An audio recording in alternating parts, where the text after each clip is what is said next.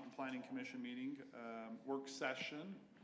We're going to go ahead and begin. It is 5:32 p.m. And first on our work session agenda item is a training by Rob.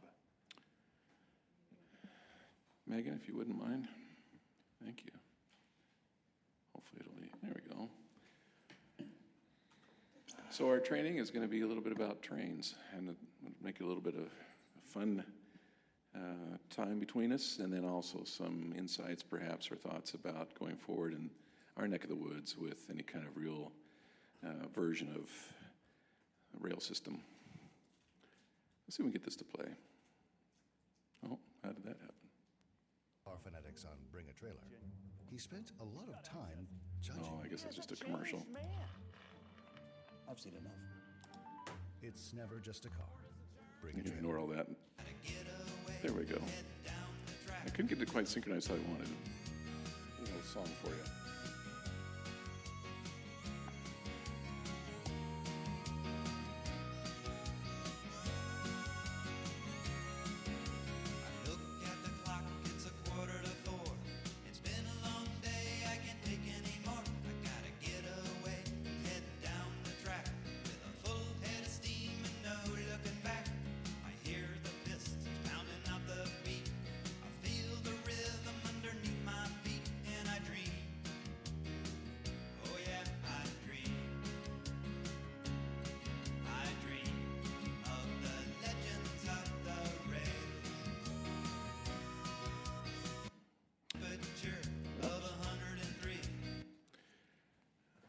You notice in that fun little song, and it's a nice one to drive home with sometimes, but there was a special lure and attraction that I think infatuated America more years ago with trains, certainly before the advent of the airliner as a regular commuter vehicle, if you will, and our use of cars as much as we have now entered into using.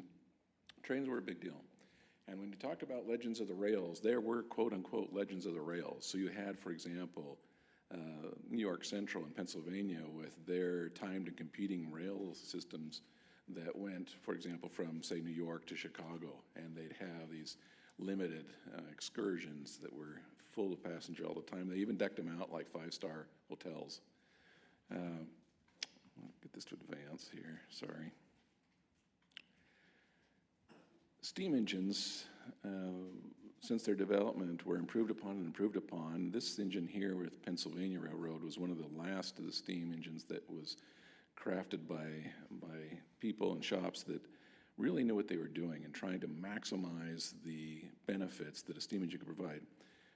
People don't realize the power and the might of those things. You know, you had engines like this one back in the day, if you will, that could easily pull a train of several thousand tons, and they would go 100 miles an hour on a regular basis. Here's another example of one that got the Art Deco treatment that became popular. You heard last time we met Dave talk about the movement towards beautification, the City Beautiful movement of structures and cities. And sort of in that same era, you saw an outgrowth of, not only with trains, but of course other manufactured goods, but the same kind of idea of adding some art, and in this case streamlining, to the equipment they were using, particularly the engines. Let's see if we can get this one to work. It'll probably be another little silly ad, but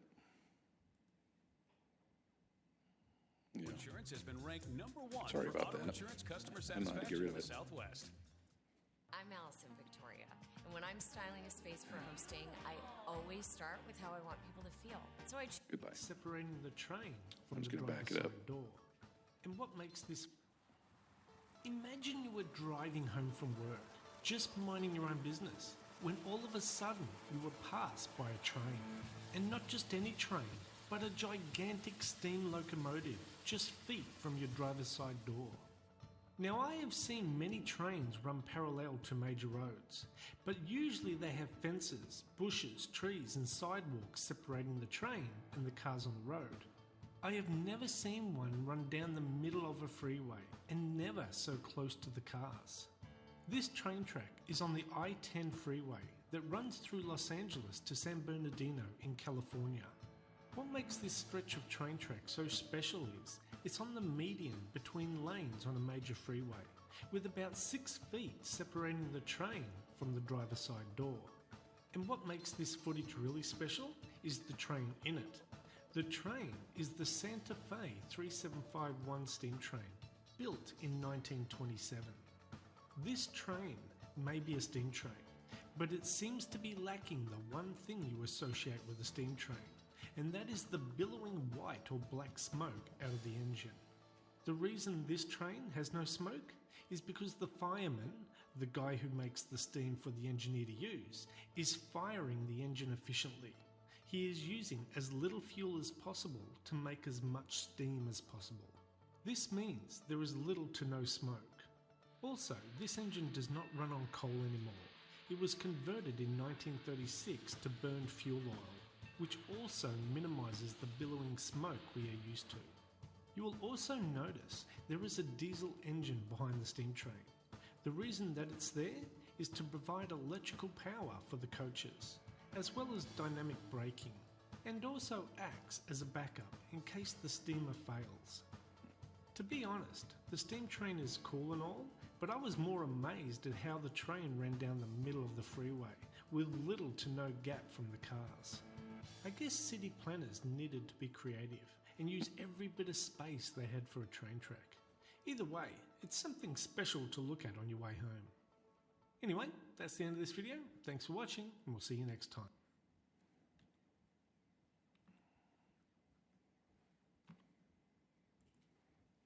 Come on, slideshow.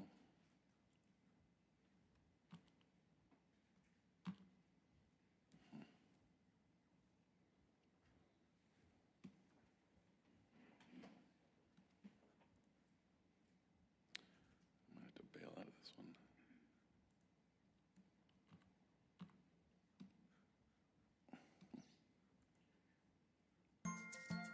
Okay, we don't want that. Sorry. Well.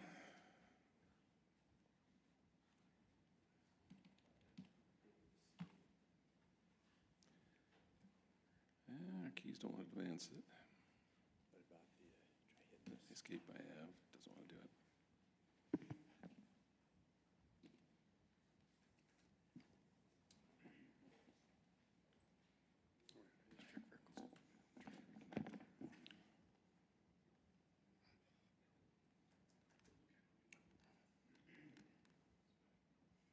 Do that, help so.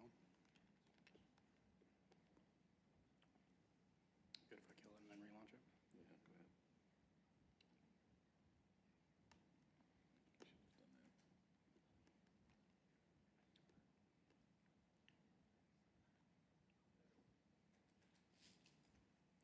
Did you have that separate from your PowerPoint? Oh, there we go.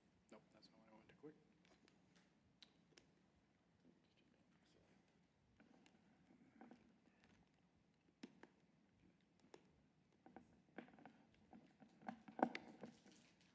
Feel free to. All right, I'll try one more.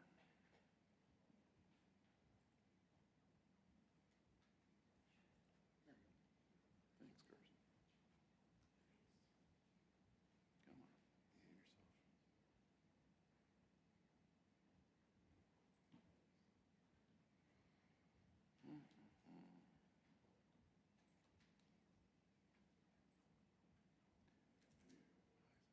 While Rob's working on getting that back up, I was the one that asked Rob to work on to present a training to you or to bring a discussion item about rail because We'll get into some more information here in a little bit, so you won't just be looking at movies if we get this thing to behave itself. But I wanted you to see some of the dynamics you don't see these days before we talk about the other matters.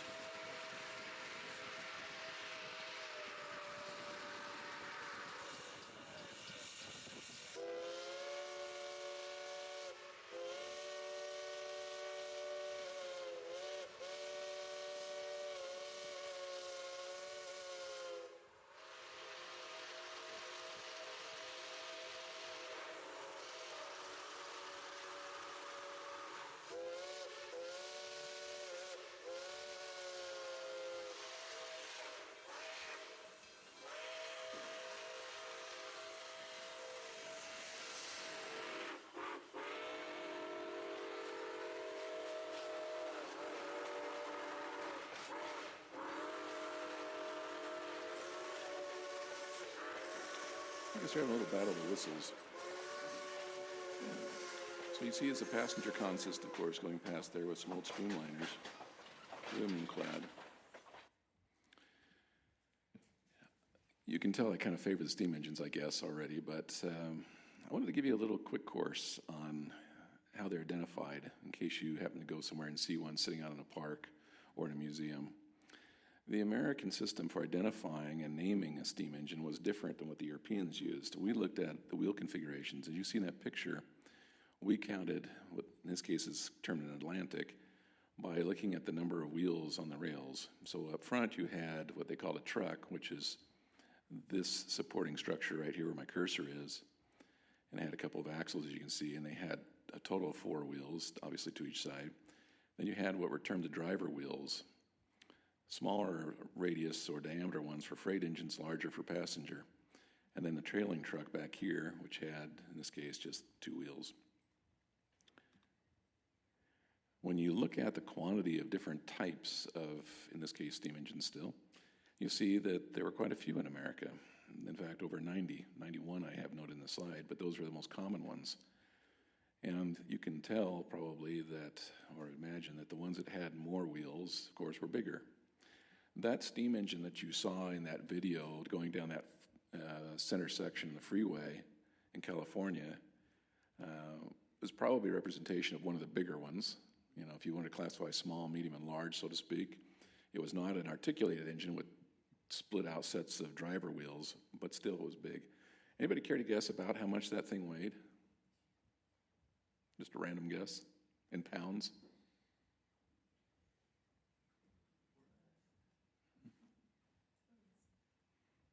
How much? Well, no, a little more than that.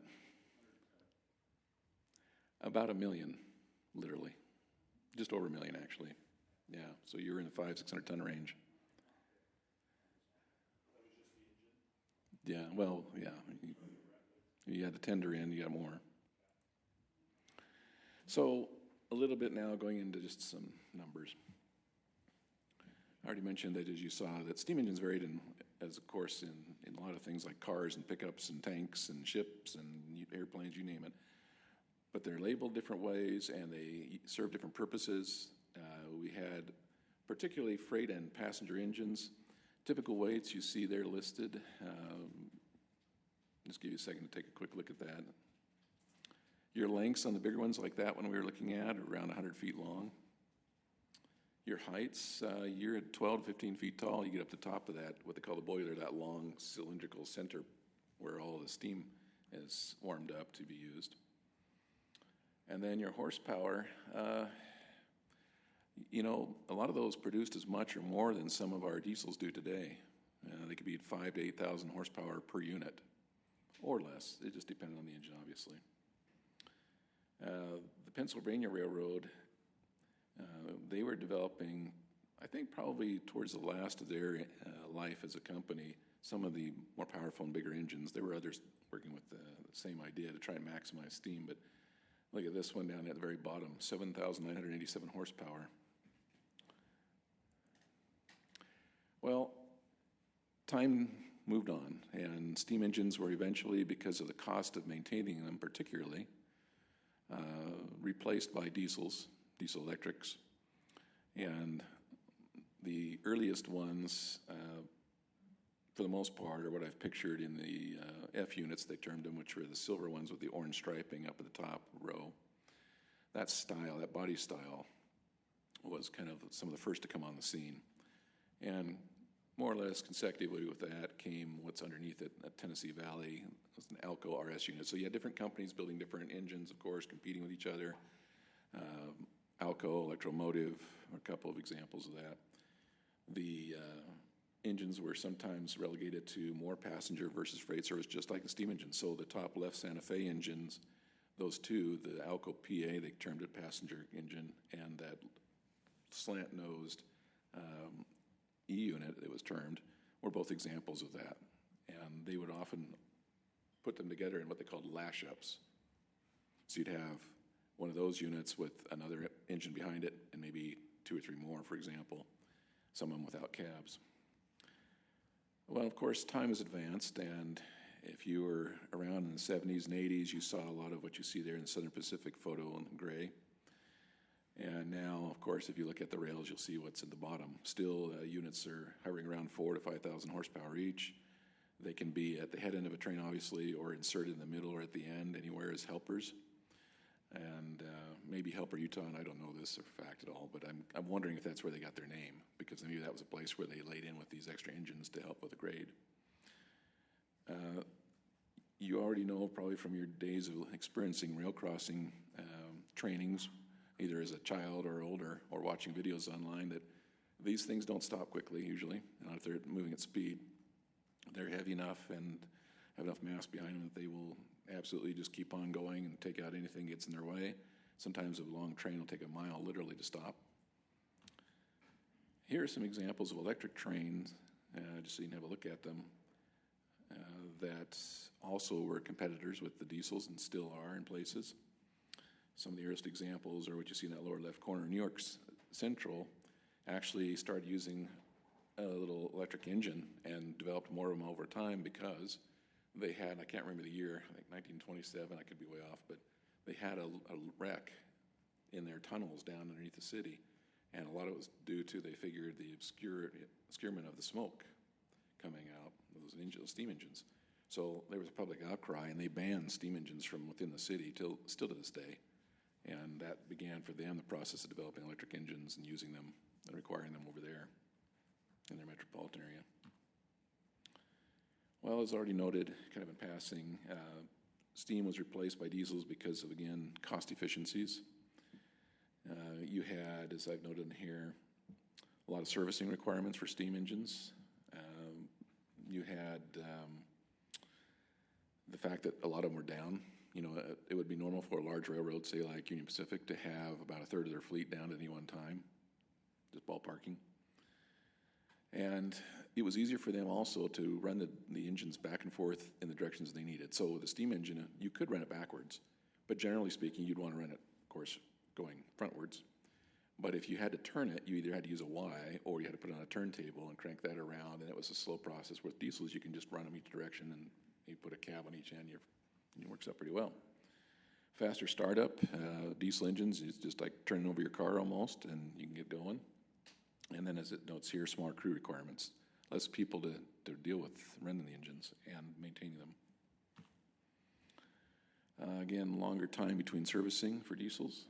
They're more available now, and they found them over time to be more reliable. Not to say steam engines weren't pretty good, but cleaner operation, as I've noted. And you can, as I already noted too, lash them together for multiple unit consists. So if you need a more horsepower, tractive effort, so either torque or horsepower or both, you could combine them to get that. Steam, though, had some advantages. While they could run on a lot of different fuels, well, I shouldn't say a lot, but basically three: coal, wood, and oil.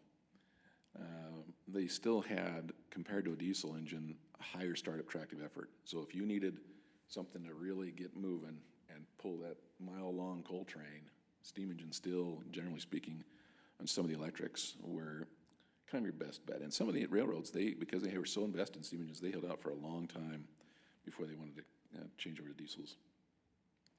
But again, in a one-sentence summary, diesel's advantage was that they delivered better, or similar at least, hauling performance while requiring less fuel and so forth, maintenance. So, like any place, railroads had a place and time, and still do, for helping build out our country and other places in the world, obviously. They are very well equipped to move over land, people, and freight in large quantity.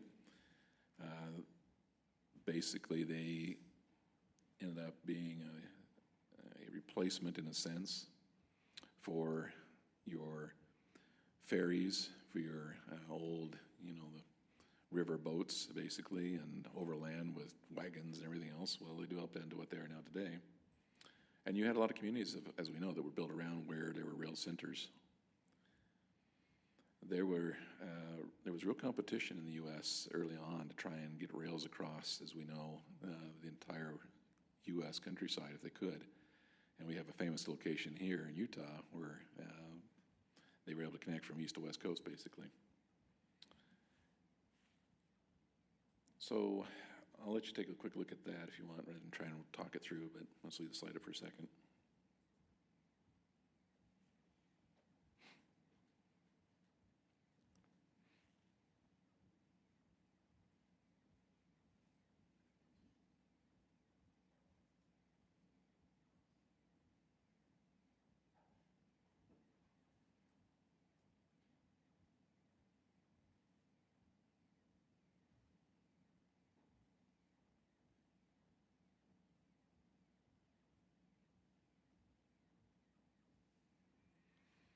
Okay.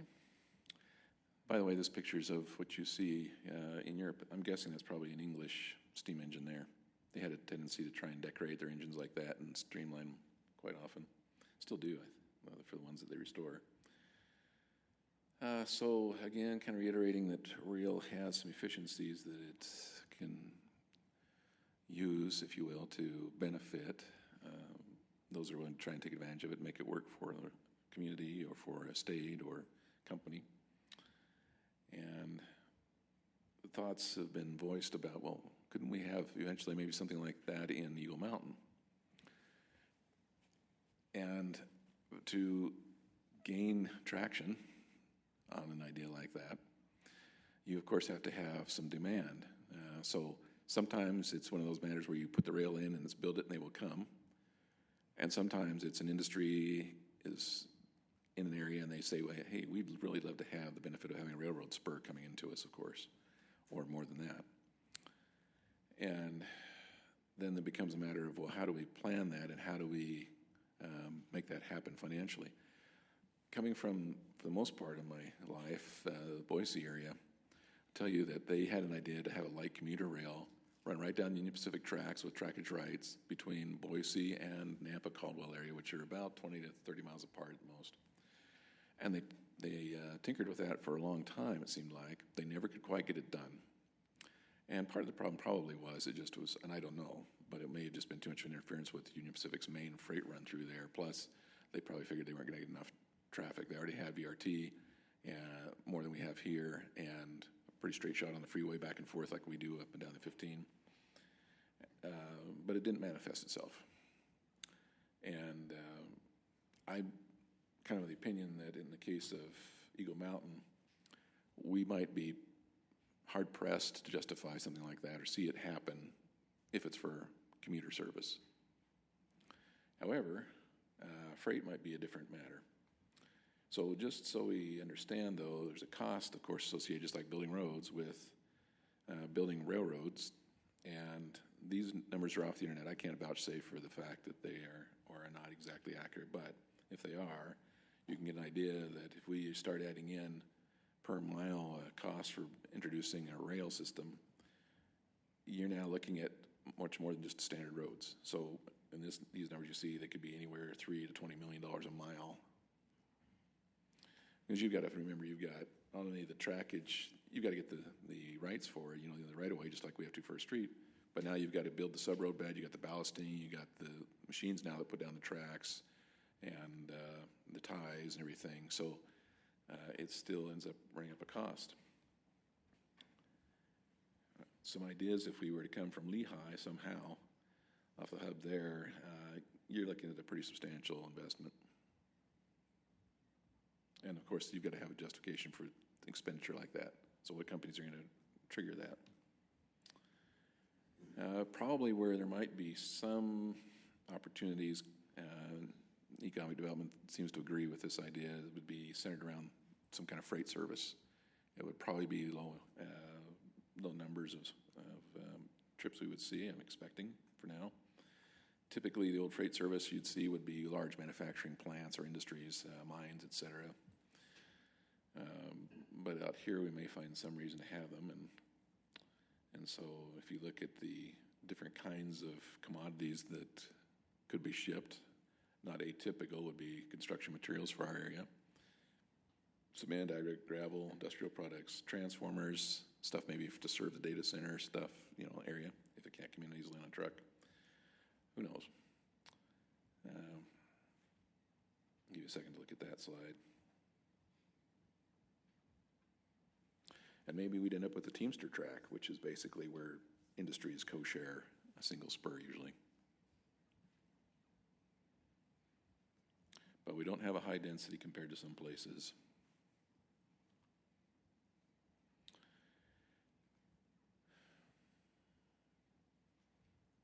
So maybe we could reduce truck traffic, excuse me. Maybe there's some room for tax-based growth. But you got a capital cost expenditure there that I've noted as a possibility. If that's freight focused, then you move down to passenger and it adds a whole other element to it. As I've noted, express bus or more than one would be a lot cheaper than trying to run a railroad in here, besides trying to blitz. How are you going to condemn property to get through where they need to if they come from Lehigh? Or are you going to go all the way out around Tooele or out around, the Lake Mountains to try and connect somewhere else?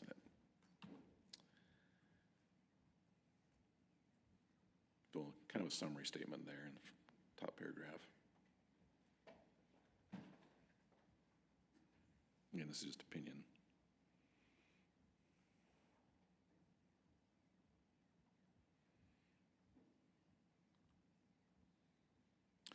So with that said, obviously, as it says in the slide, we don't need to decide today, but it should be decided at some juncture if we want to provide an opportunity for somehow this to manifest itself.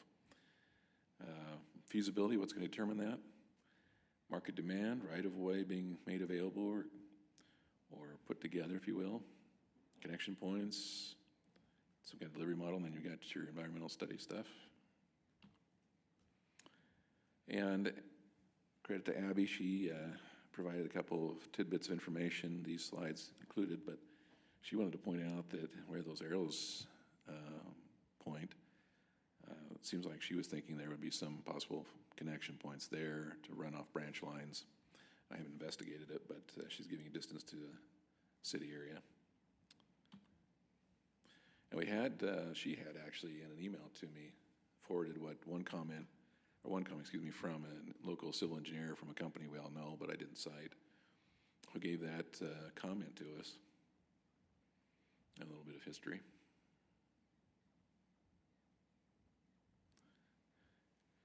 So the more likely area to do anything is, he says, southwest parts of the community and beyond.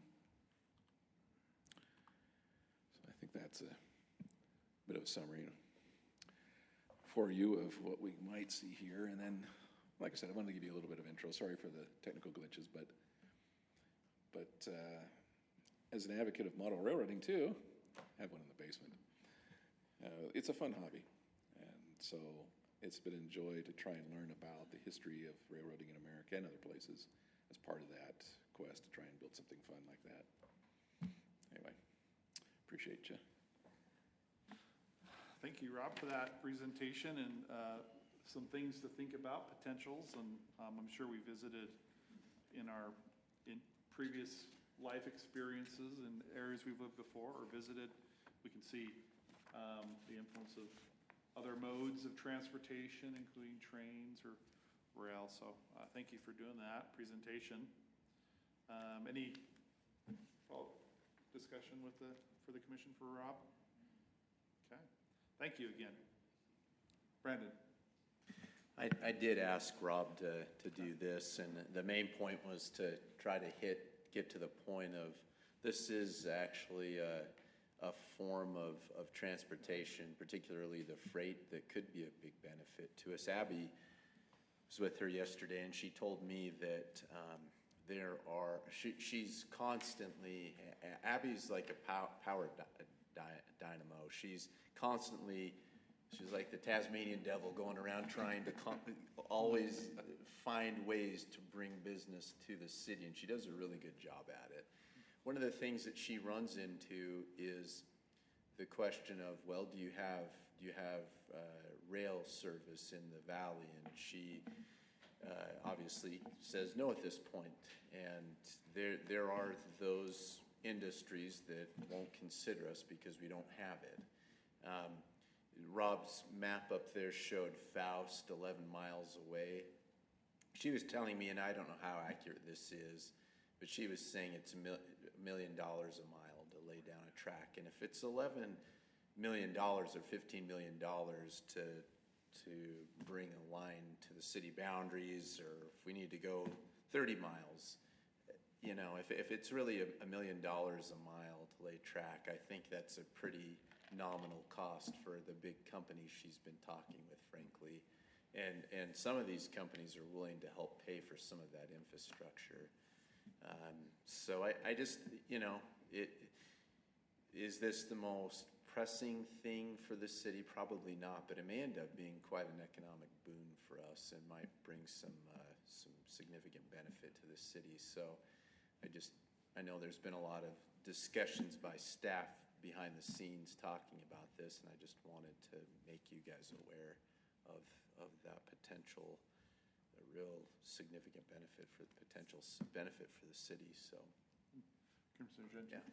I have a question. Has Eagle Mountain considered an inland port? Yeah, they have. It was proposed, and if I recall correctly, I think some on the council wanted to wait and see if there were some moving pieces in the last legislative session that made them feel a little uncomfortable with approving it when it came through last spring. They wanted to see if there were going to be some changes to how the inland port worked and who managed the inland port. And so that question could come up again, but it has been considered by the city. And you're right, like the inland port, a big part of that is rail. So, Yeah. Good, thanks. Appreciate it, Brandon. Yep. Next on our agenda for our working session is also presented by Rob, the temporary use code draft. You ready to present that, Rob? Yeah, thanks, Megan. We bring up the...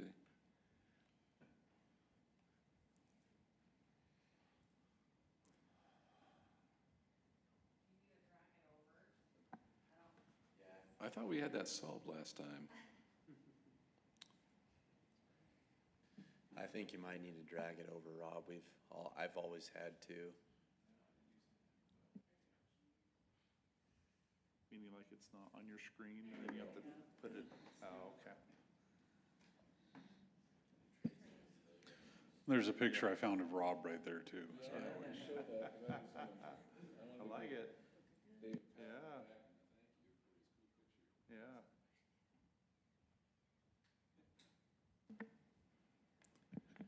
Okay. Let's get down to here. I'm going to get out of that. Come here, little icon. There we go. Thanks. So, I would consider it somewhat inevitable in the course of a town, especially a growing city and the bigger cities, to end up with a slew of what we would term in our vernacular temporary uses.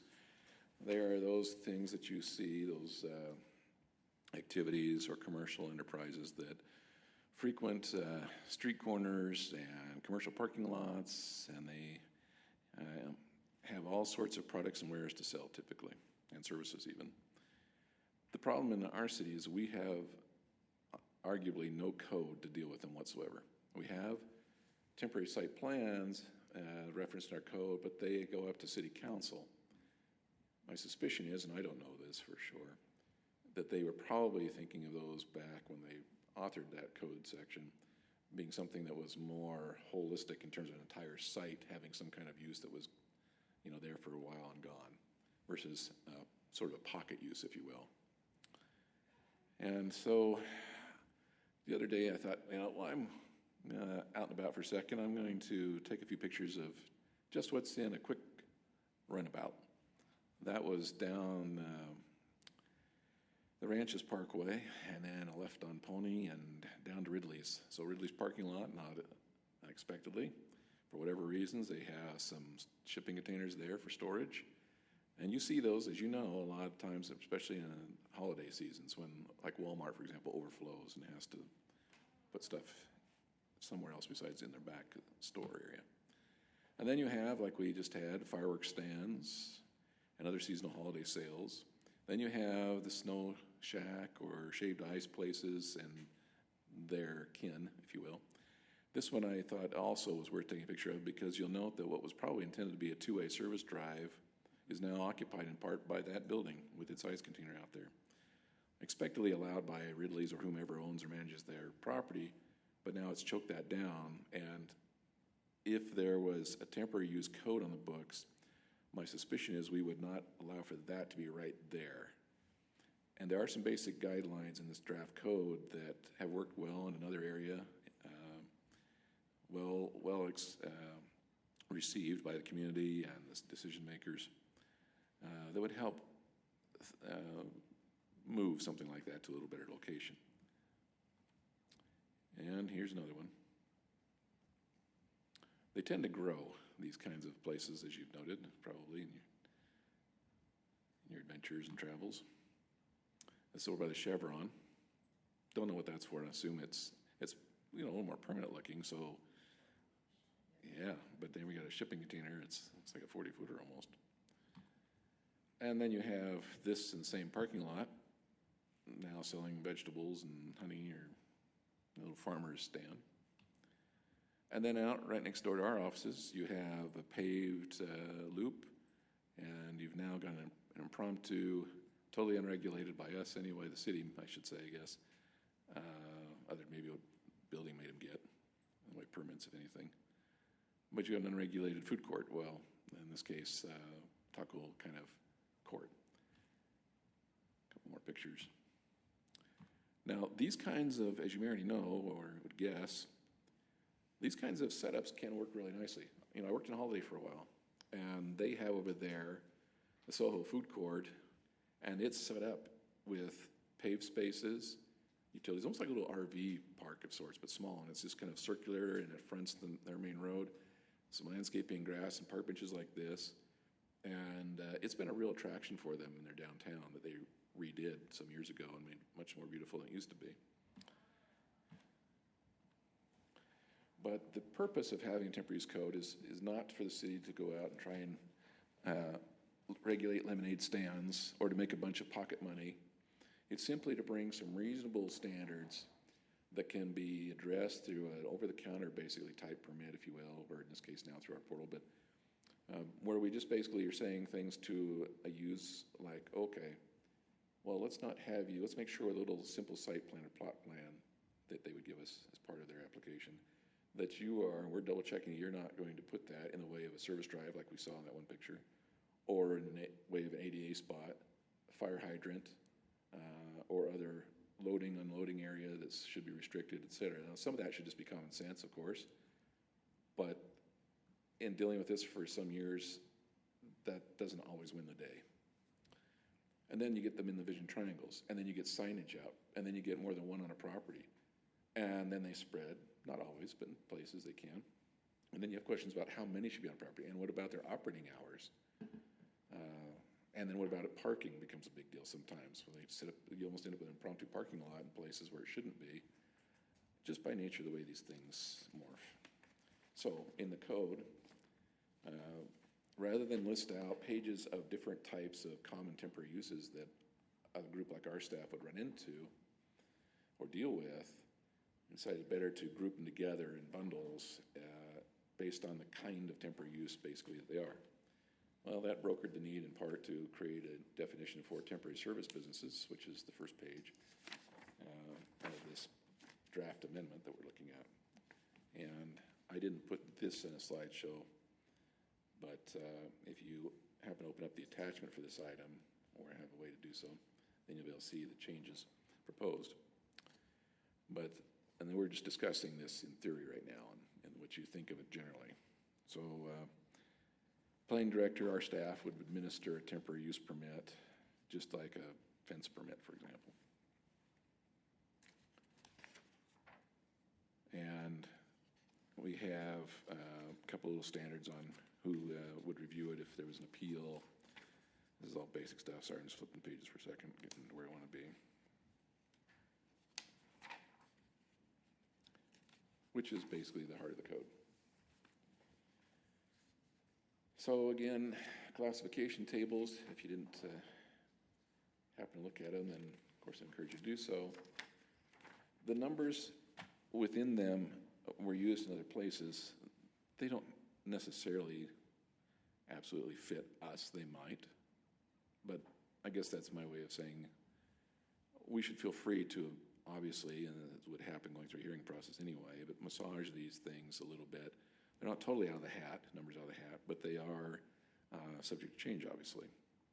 So the classes we've got proposed are temporary sales uses, so that includes all your seasonal sales, your pumpkin stands, your fireworks, your Christmas tree lots, yada yada, and transient merchants.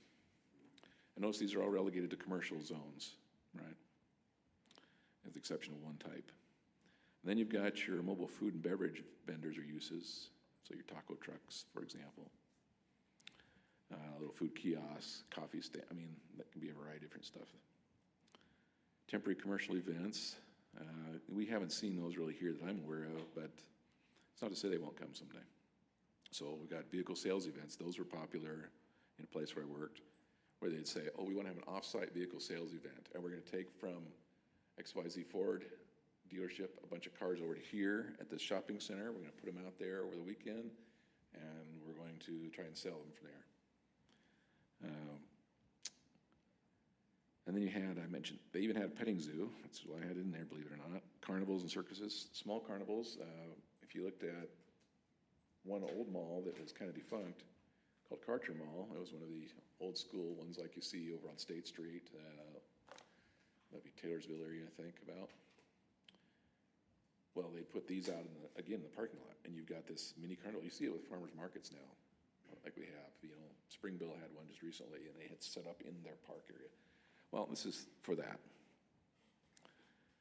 And contractors' trailers, office storage containers, temporary gravel parking areas, batch plants, they fall into that Class 4 construction development support uses type. And then you have a Class 5 residential and agricultural support uses. And I forgot to mention in the first one, the services bracket, you've got even things like windshield repair, that you'll start seeing probably more of eventually. So again, rather than list a whole bunch of them, did that once before, this is, I think, a little better just to keep it simpler. So now, a little more of the meats and potatoes stuff, like Carrie already mentioned, excuse me. Well, what are we looking for when we look at one of these? It comes in, hits the desk, and say, well, okay, Joe Schmuckatelli wants to put his sunglasses sales booths or tables on this corner. This commercial business has approved it, and he's wondering if he can do it. Well, we're obviously going to check for property owner's permission, first thing, just about, making sure it's okay that they be there. Then we're going to look at some of the things that are mentioned in this code, as I already went through. Fire lane access spacing not being impeded, fire hydrants not being blocked, access routes not being blocked,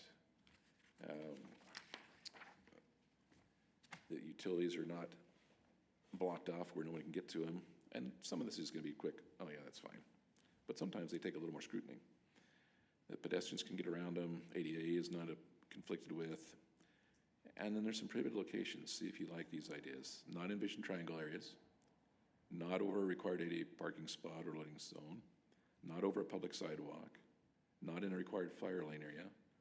Not within a public right-of-way without council's approval with the encroachment agreement, which they probably wouldn't do anyway for something temporary. Not within public easements if we know I can find them or identify them, but that may be something we could make exceptions to. And ideally not within setbacks, just to give some buffering room and keep them away from property's edges a little bit, but again, maybe that's not a sword to fall on, so to speak. Some kind of surfacing requirement would be beneficial, at least hardscape of some sort. Ideally, it'd be paving, but if not, maybe it could be hardened surface, gravel, dirt, whatever. Or somebody want to be in the grass. And besides that, we'll look at sanitation. Do they have access to a bathroom? So does that mean a porta potty, or do they have permission to go in to a store, for example, nearby and use their restrooms?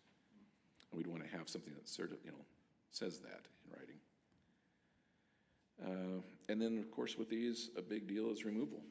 How do we make sure that they are, at the end of the day, taken away? And so that'd be a condition of their permit. And we'll get to a little bit more on that in a second. Do we want to have a control on the number allowed? Right now it's proposed that there be, quote, no more than one temporary use that shall occupy a property at any given time unless expressly approved by the planning director or designee.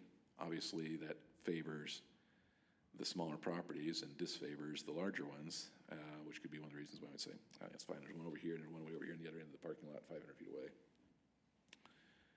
And then there's some specific criteria for the different uses. For example, fireworks have standards, outdoor lighting controls, health department stuff, outdoor dining, electrical permits being needed.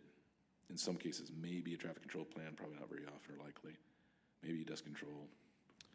And again, it depends on the temporary use. So we spell it out in part to help us remember what to look for, and part for them to be thinking about, oh, there might be a little bit more to it than if I just go and place this shack on this property and start selling whatever from it, to think about, and that the city is concerned about, and partly too for aesthetic reasons, frankly. So there are some exempt activities, and just to highlight those fast, we have stuff that we don't necessarily want to touch. We don't want to be on the news being the people that came and told the poor kids at the lemonade stand to shut down because, oh, they're in violation of zoning code. You know. So, for example, the ones that I've listed as being exempt, again, subject to change, are garage sales and yard sales, farmers markets, political activities and campaign events, school, church, and nonprofit fundraising events lasting 7 days or less, city-sponsored events, weddings and funerals, very unlikely, on-site agricultural produce sales, activities conducted pursuant to another city process or permit process, or some other similar activity to any of those that the director says, well, this is pretty minimal, we're not going to fuss about it too much. Okay, and then there's a little application set, some signage controls, a little appeal process, and a process for revoking a permit if we need to. And I want to thank Marcus for his kind review of that and suggestions which were built into this. And at the end of the day, basically, like if they're violating their permit and or code, and we've given them fair warning to try and summarize things nicely, we'll just tell them, well, we're sorry, we're revoking your temporary use permit. You can appeal if you want to, but basically, otherwise, you need to be gone. And that's kind of a summary of it. So, in principle, the question, I guess, for the commission is, what do you think of it? Are you agreeable with anything like this? Some version that's more fleshed out, some that's dumbed way down. Don't even want to think about it. I'll take it to council and ask their opinion too, of course. Yeah, I guess a question I'd have for you in the city is, are these temporary food court trailers or food trucks or pop-up fruit stands that show up? Are they required to have a business license in the, is that part of this process, or this would be in addition to a required license to sell commercially, you know? Do you know the question or answer? What should they be doing, not necessarily what are these folks doing? Stephen, give some insight maybe. So I know as far as business licensing go, they're not required to get a business license with the city. They have to be business licensed out of the city that they're located at. Oh, okay. But then they're operated to, I think they're authorized them to sell here. Okay. Yeah, and then other than that, we don't, like Rob said, they probably should be following the temporary site plan or filing that with us, but they don't. There's nothing to limit someone to, other than a property owner who they would likely go and, hey, Ridley's, I want of course. Sell this stuff. So like Stephen said on the food stuff, yeah, I remembered when he said that. They have a headquarters they have to identify, and then they maybe have something from health and welfare. Yeah. But, yeah, no, we don't, that's why I say we don't have a code that really deals with them. And what we're seeing now is these temporary uses, like the ones by us that I showed you in these pictures, they're basically permanent now. They're permanent. I mean, they're acting as a de facto permanent use of the ground. Yeah. Commissioner Strong, you got a comment? Yeah, well, a couple of questions. First of all, I assume this is all on private land, not city land. Right. And I guess this would cover, and I'm seeing it, or a few places here where you see the umbrella up and somebody with an ice chest selling tamales. Mm-hmm. I assume that it would cover those too, or? Yes. Yeah.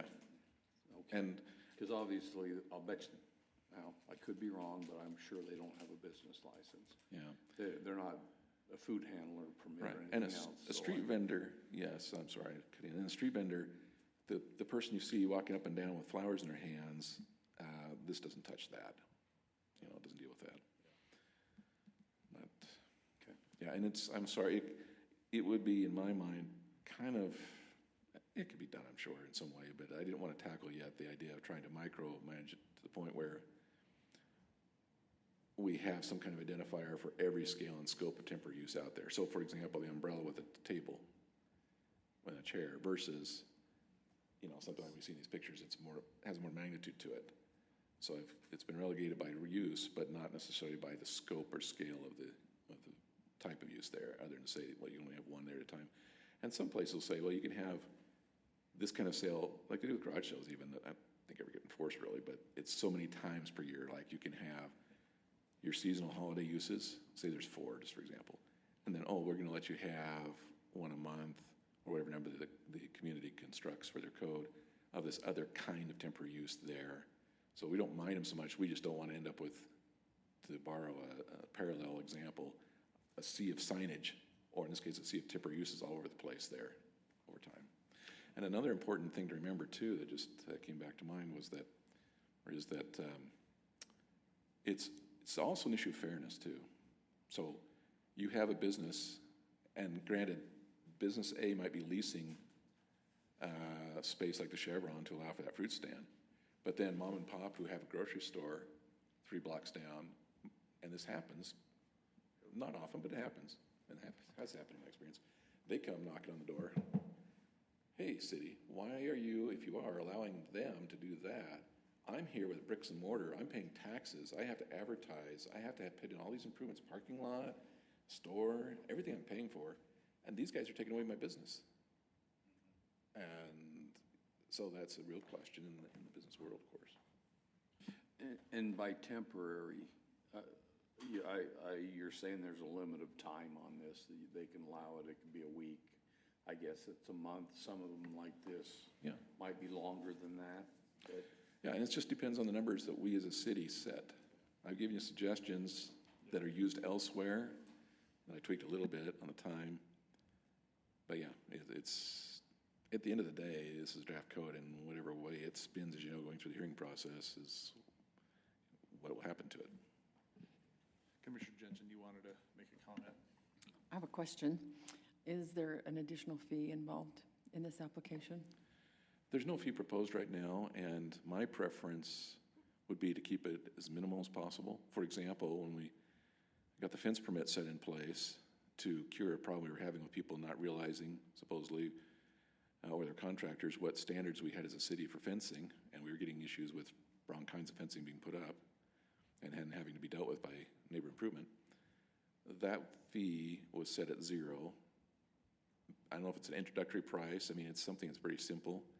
And I look at it as more as a customer service to the community.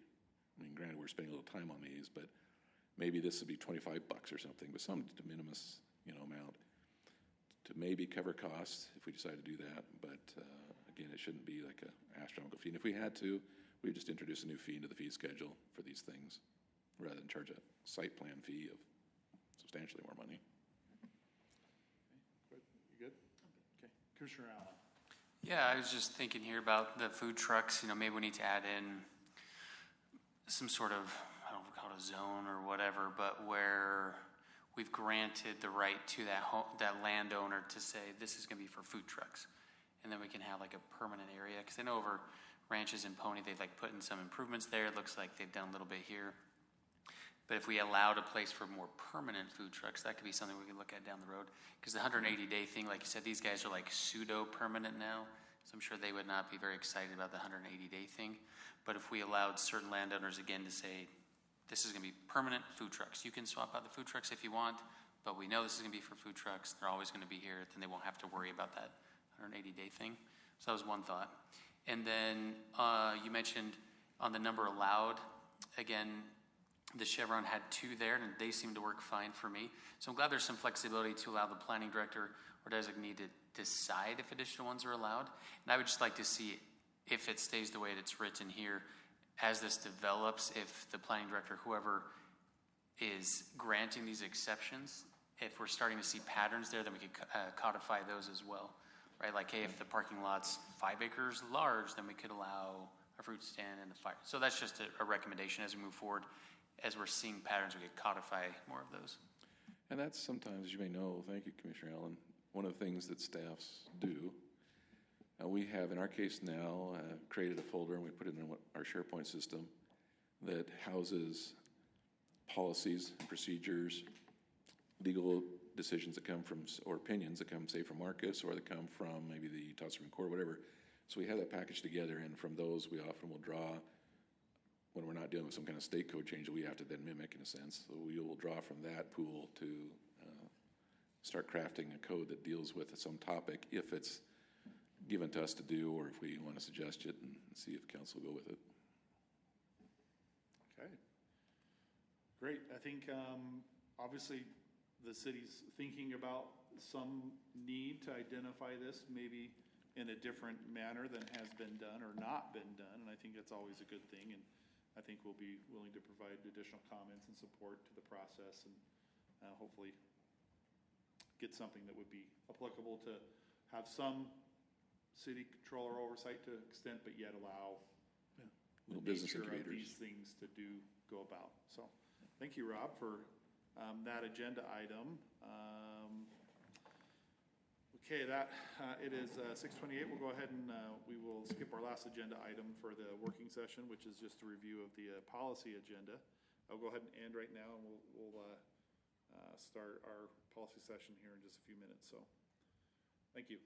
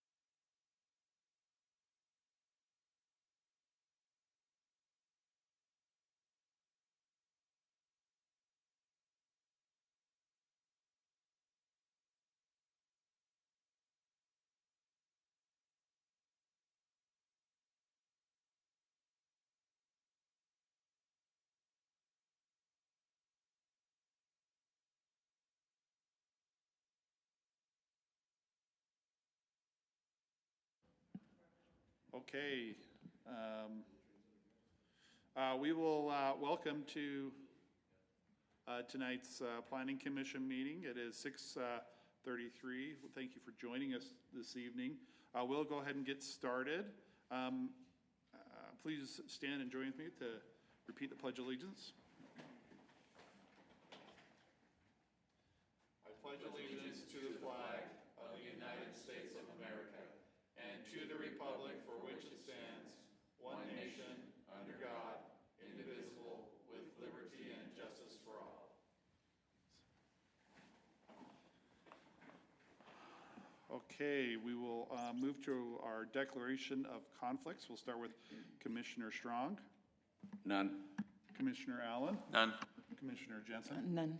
Commissioner Hess has none as well. Next on our agenda item is our Planning Commission minutes review for July 14th. Commission, are there any comments for this review of the meeting minutes? I do have one on, I was not in attendance for the June 23rd a vote, and so I think I should be, I think I abstained, so this will be confusing. On July 24th, I abstained from the June 23rd meeting minutes because I was not in attendance on June 23rd, but it showed that I had voted. That was my only comment. Anything else from the commission? Did you have a question on that? Yeah, just on the minutes, you mean? Yeah, so Okay. on the minutes for July 13th, I abstained for the Okay. previous meeting minute, the June 23rd. That was a little confusing. Sorry about that. Okay, perfect. Any other comments from the commission on the meeting minutes? I'll entertain a motion on that item. Chair, I move that we approve the July 14th, 2026 Planning Commission minutes with the one change noted. I'll second. Yeah, we have a motion presented by Commissioner Allen, followed by a second by Commissioner Strong. And we will proceed with the vote. We'll start with Commissioner Allen. Yes. Commissioner Jensen. Yes. Commissioner Hess is yes, and Commissioner Strong. Yes. Okay, thank you. I will note, sorry, I should have noted this earlier, we needed to excuse Commissioner DeCoursey. He is out of town, unavailable, as well as Commissioner Free. That leaves the four of us. Also, as we progress in our agenda, Commissioner Allen may need to step out, and so we will make a note of that in the agenda. But before we proceed with our action advisory item agenda, we'll turn to our staff for a status update. Anything that you would like to share with the commission, Brandon? Yes, last council meeting, the council did approve the off-street trails master plan that came to you a number of months ago, and that finally was adopted by the council. Also, there was a code amendment adopted. You saw this, I think, in the last meeting. It was just adding basically a requirement for a cost estimate for plats. That got approved, as well as a code amendment to, it was basically reacting to a state code amendment related to golf courses. We basically made it so, if I remember correctly, Mickey, correct me if I'm wrong, but I believe it opened the window from 5:30 a.m. till 10 p.m. for maintenance on golf courses. And then the second amendment of the Triumph Master Development Agreement was approved by the council. They had a number of things they wanted that were adjusted by the council at that meeting, but it ultimately was approved. So those are the major things that occurred at the last council meeting. Great. Thank you, Brandon, for that update. Okay, we'll move to our agenda item number 7, our action advisory items. We'll start with 7A, which is a public hearing for an ordinance amending the master plan known as the Transportation Master Plan presented by staff. This is presented by David Salazar, our assistant city engineer. Is that correct? Okay, thank you, David. Commissioners, Chair, it's good to be here this evening. Look at that, didn't have to drag it. Wow, that's cool. Excuse me. So tonight we're here to present back the Transportation Master Plan and IFP updates from last year. The updates are not largely huge in nature, mainly minor things here or there. We're going to talk through kind of each update. The goal here is to kind of go through and keep this process updated. I know going forward, we're looking to make these overall updates every 1 to 2 years. This was a more minor update. Just there's been a lot of changes in the last year, and so we wanted to capture that as we kind of get to the IFA process. We revised some road sections, level of service mapping. We remapped some things with some major roadways included, updated project costs and some of the contribution assumptions, and we wanted to have just kind of a consistent message from the TMP to the IFP. So I provided a list of updates, and we're going to go through each one of them kind of line by line. So the first one we updated was the project priority list. Some of the projects there were no longer kind of a priority throughout the process from comments from council, other developments in the area. One to note in particular is number 4. This is the connection to Saratoga Springs via Silver Lake Parkway. And that was from the recommendations from the study that I emailed you all on Monday from the consultant we hired to provide those analysis. And their results did show that it was a warranted connection with improvements needed at Silver Lake Parkway and Golden Eagle, as well as with some improvements at Woodhaven and Silver Lake as well. Basically, what we're looking at doing is adding a traffic signal, replacing the roundabout at Silver Lake and Golden Eagle, and those movements did warrant a signal. Now, further up north at Woodhaven at Silver Lake, also removing that roundabout. It was kind of on the fence for being truly warranted, but we had concerns with the pedestrian crossing there as part of the safe walking routes. I know just last year there was somebody hit there, so we're looking to also put a signal there as well and kind of make it more of a T connection by limiting access from Campbell. It would have a fire gate there for emergency egress, but the function that would is serve more to kind of facilitate the north-south traffic that goes through that area. So that was one we added to our list. Some of the other ones, Pony Express widening, Ranches Parkway, which we'll talk about a little bit later. Then I can also answer more questions later on or throughout, either way. Lake Mountain Corridor, formerly known as Mid-Valley Road. This was a big win for the city. UDOT, I think this is the 4th time in the state's history where UDOT is taking over a facility. It was pitched to them. So Mid-Valley Road is now a UDOT facility. Because there's another Mid-Valley Road in UDOT, in Tooele County, we needed to rename our road. Originally, they had called it Crown Ridge Crest, I think, and council was not a fan of that, and neither was staff. So we proposed Lake Mountain Corridor, and UDOT was good with that name as well as with MAG. And so on our TMP, we're showing kind of the blue line, the horizontal line. Now they've kind of proportioned the first part to the east, kind of from Pony Express to Mountain View Corridor. But the intent is this road eventually would serve multiple municipalities and head further west as well. So, and this is currently, with the study we did last year, it was a minor arterial, a 5-laner, but we'll see what happens now that UDOT's kind of taking over what their plans are going to be for that. We also found some typos and inconsistencies on some of those roadway naming consistencies, so we just made some updates throughout, minor things here or there we tweaked throughout the document, nothing worth noting in particular. We did update the freeway and expressway criteria now that we have a UDOT facility. The column for freeway and expressway, we did add some criteria specifically for the spacing of intersections because we know Lake Mountain is going to go through some development. So the 4-mile space for intersections was pretty far. So we know we're going to need some intersections a little bit closer. I kind of think of it as like a Bangor to highway where we're going to have, long stretches, hopefully with, just good smooth travel. And then we have, some intersections, kind of intermittently. So we updated that as well as the speed limits. We kind of added a 35 to 45 zone in the, fully developed area where the goal is to get more of a high-speed expressway once we kind of get out and we can kind of move that traffic east-west. Another big section was we updated the road classifications. We removed the raised landscape medians from major collector, minor arterial, and major arterial. This will provide better U-turn flexibility for emergency vehicles responding to calls. It removes hazards from the landscape median maintenance vehicles and pedestrians. It also eliminates blind spots and provides flexibility for additional turn lanes, travel lanes. And with this, I've been talking with our arborist, we're also going to, when we do these updates, we're looking to spruce up the park strips. So we don't want to have a big concrete, playground out here. We want to keep Eagle Mountain.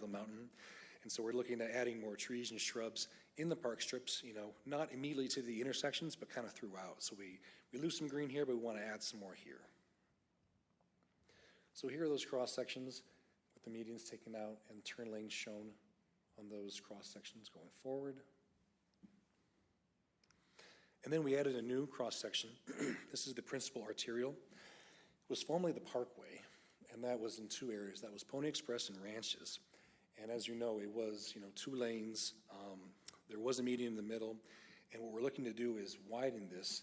And I'll talk to Ranches here in a minute, but we're looking to have our principal arterials be 7 lanes with a turn lane in the middle. And this helps better distinguish the major and the minor arterials versus the principal. So we're trying to have, when you look at the map, which I'll show here in a little bit, it's easy to see what's what when we distinguish things. So Ranches Parkway was a road of some concern. Some of the residents had concerns about losing the medians, and we're very aware of their concerns. We want to be, concerned about that. And so I wanted to talk a little bit about Ranches Parkway in particular. This is one of the busiest roads in the city. The medians they're beautiful, but they're quite big. They're approximately 37 feet wide.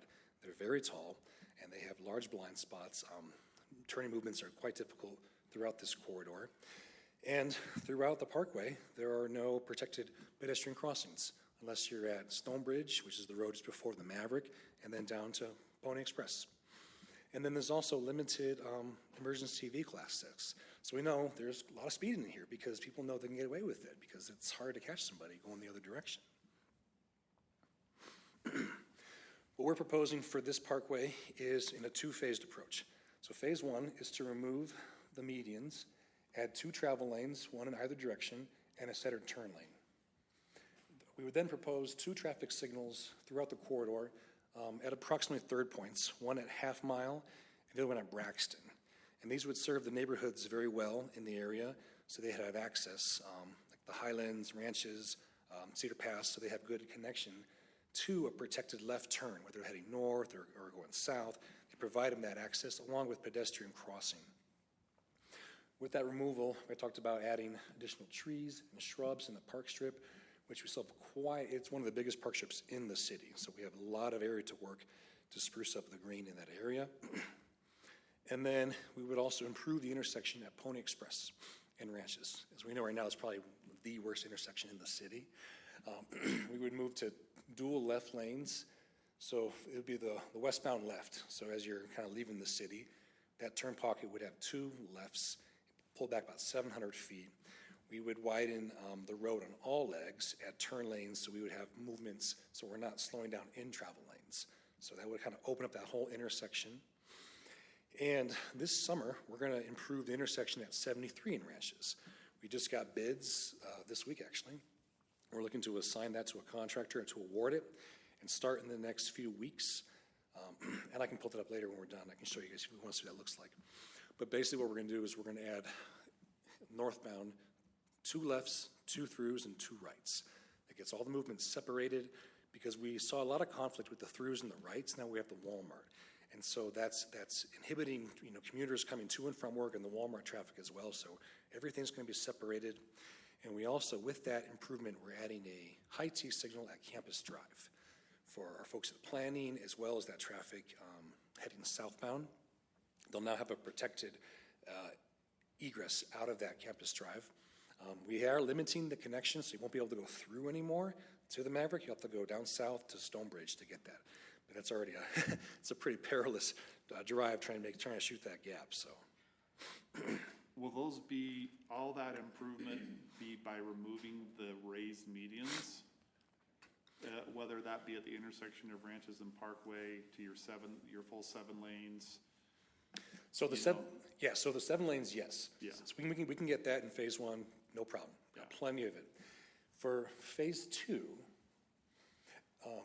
this is in the parkway itself. Yeah. I'll talk to the intersection in a minute, but in phase 2, we're looking to add 10-foot shoulders on either side because there's a large sewer trunk line needed on the east side. As you can see, there's a little circle down there. That'll be like phase 2. That's probably a 5-10 year window when that sewer is needed. That's what we'll do there. But we'll still maintain the park strips. We will, the trail is pretty windy there. We'll just readjust the trail a little bit so it's not so close to that shoulder, because right now there's no shoulder in there at all. So for emergency vehicles being pulled over. And so for phase 2, the biggest concern right now is get the capacity. So that's what we're trying to do first. Phase 2 will be to improve the thoroughfare, the access for the additional utilities. That's kind of the phase 2. For the intersection itself, we would widen it, but the nice thing is we have all that right away. Both the majority of Ranches and Pony Express are that 206-foot right away. So that's all well preserved. We're very grateful to have that to work with. Parts of the trail that get close to the road, we're just going to readjust a little bit so it's not so close to the road. And then again, adding some additional trees and shrubbery throughout. So can I ask a question on that too? So now we're going to have the 3 lanes. Are we going to add like right turn lanes into those neighborhoods, or is it just assume that far right lane's going to be the? Yep, we are, and we'll do that at the intersection. It'll get, and we're kind of working through that design. I'll show that here in a minute.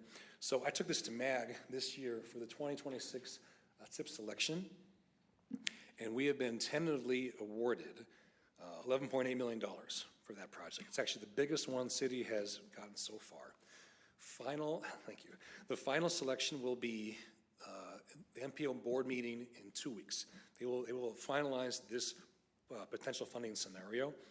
And then, as you know, the city likes to cash flow a lot of these projects. So we're hoping to look at solutions to see how we can cash flow this project to get it done sooner than later instead of waiting for the 29-30 funding cycle. We've done that with a lot of previous MAG projects like Airport Road, Eagle Mountain Boulevard and Pony Express. So I know we're going to try and see how we can do that as well. Commissioner Jensen. Who controls the lights? Is it UDOT or is it the city? It depends where you're asking. Because the current intersection at the Holiday and, what's that elementary school on 73?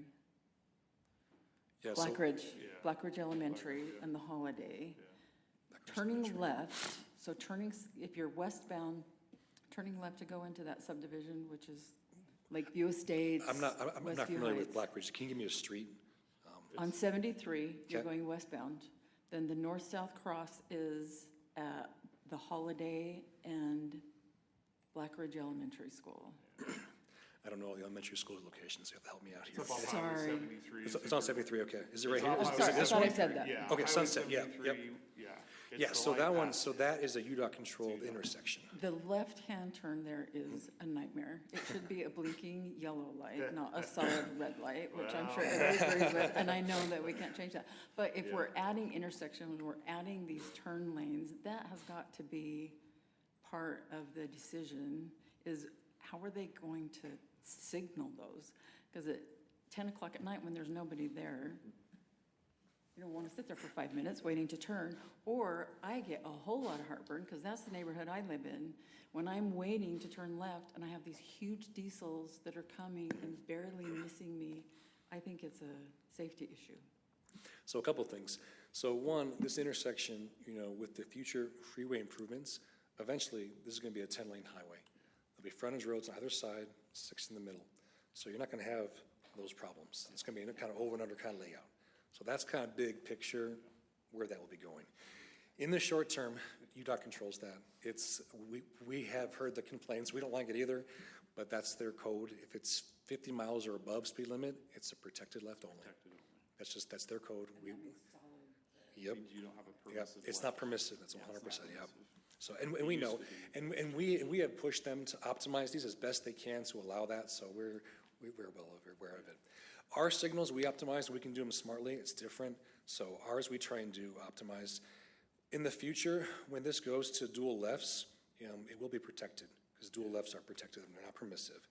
But again, we'll have a much longer turn pocket and they will move that volume better than just the 1 or 2 cars trying to shoot the gap, so, but appreciate the question. Commissioner Strong, you had a question? Yes, sir. Yeah, back to that same intersection there. Oh, yeah. I know that long-term, there's gonna be a freeway there, but is there any plan short-term where that 73 next down to 1 lane for a short period of time to expand that to 2 lanes? We are actively pursuing that. We are aggressively pursuing that. Let me rephrase that. Because, Commissioner, you're 100% right. So the way UDOT has it right now, this part right here, from Mountain View to Ranch is funded. It's phase 1. They already have a program manager on board. Its construction will start over here in 29 and go down to 31-ish for this. The problem is, this part right here is not funded. I think it's slated for 32. As far as programming, it probably wouldn't break ground until like 36. And so we see that as a huge bottleneck. You can't go 10 lanes to 2. And so we have been pushing that. Mayor has been pushing that. We're talking with MAG, UDOT, and they know our names very well. They know our cell phone numbers. So we are aggressively trying to come up with options. We just had a meeting yesterday, actually, with the program manager who's doing the work. They're the consultant kind of working this project. It's Horrocks and HDR, and we're working with them, and they're also aware of our concerns. The best solution that's been proposed is to maintain the 2 lanes now and then put 2 more lanes to the north that would serve as the future frontage roads, so we go to 4. The challenge with that is there's still a lot of property here that hasn't been acquired yet. That's one of the challenges. In this corridor here, you can kind of see the right-of-way, this additional 300 feet. It's a 425-foot right-of-way for this freeway. And so you got, this part here, and this is all future UDOT. And try to imagine that line heading west. There's a lot of property here still. So that is one of the challenges. Like it next down, kind of down here, past the elementary school, you can kind of see here. So they're looking at that because what they don't want to do is put in a road and then rip it out a few years later. It just doesn't make sense from a cost. So we're trying to find the best option. And I know it doesn't make sense, but I thought a lot of that property's already been acquired. I know there are a lot of those houses. Looking at the that are UDOT county parcel map, already. maybe about half of it has. So some of it could still be in negotiation. All I can see what's been recorded, and it's kind of split right now. So there's still some of their private property, what I was looking at the other week. Looks like the right-of-way is north. Correct. Not south. Yep. Did I say south? No. Nope, it's north, yep. So it's like this, yep, it's like right here. Yeah, Commissioner Allen. Yeah, and with this, David, does UDOT factor in like emergency situations as well? Like say there's a wildfire, everybody's got to get out. Are Absolutely. they planning that? Because Absolutely. some of these sound like you're saying 2032 and later, like that's, it's like way too far out. And our population is going to keep screaming up. So are they looking at that? Because I think we need it now. We are screaming to anyone who will listen to us, and we are trying to push this. I know we have our lobbyists working at the state level. We met with the Senate and leadership just a month ago with mayor, so we are doing everything we can to absolutely do that. And follow up on that, if you don't mind. Is there anything the citizens can do to help harp on them as well, so that they don't just have your cell phone numbers because you're calling so much, maybe the rest of us too? Probably just reaching out to, state senators and, Congress members as well, just the need for this and find out and we can try and put a list together. Maybe our lobbyists can help us with a short list of who to contact. I don't know all the people off the top of my head, but we could reach out and try and put something together. Yeah, they have monthly transportation commission meetings that Correct. that determine some of that funding. So there's ultimately some influence politically that certain areas, someone has to make a decision on funding, and that's where some of those places take place. But you could talk to the local UDOT region folks, but some of that is determined by people way above us. Yeah, but I think it's a good comment for our citizens and residents. I think they could reach out to some of those folks. We can try and get lists together. I know we are going through the RTP process right now for the 2055, and again, we are pushing pressure on that very much about the prioritization that's coming up here soon as well, and what's a priority. We know this is a priority, Lake Mountain Corridor as well, because if there's an accident here, it's like all we have is Pony Express. That's it. So, great questions though. So going back to Ranches Parkway. So yeah, we have tentatively funding to fund that project, removing the medians, added the travel lanes, and this is just funding for the phase 1 component, which was this work here, as well as the traffic signals and the intersection improvements at Pony Express. So, and that would help our capacity significantly. We're currently just under 30,000 vehicles a day, and we're just approaching failure. For a 4-lane is 31.2. The projections put it well over 40. And so by going to 7 lanes, our capacity gets to like, I think it's 50.5, I think. So it'll definitely get us a good 10, 15 years. So one of the comments from the folks at the Highlands, they asked is, hey, if we don't expand ranches, could we expand Airport Road? What does that do? Can that help delay some of these improvements? And so we said, yeah, we'll model it and we'll see, is that a potential option? So we reran our model showing Airport Road in there now, and it did pull some traffic off of Ranches Parkway. Before this was at like 33,000. Now it's like 29 something, I can't read that, but oh, here we go. 29.1. And so we reran it.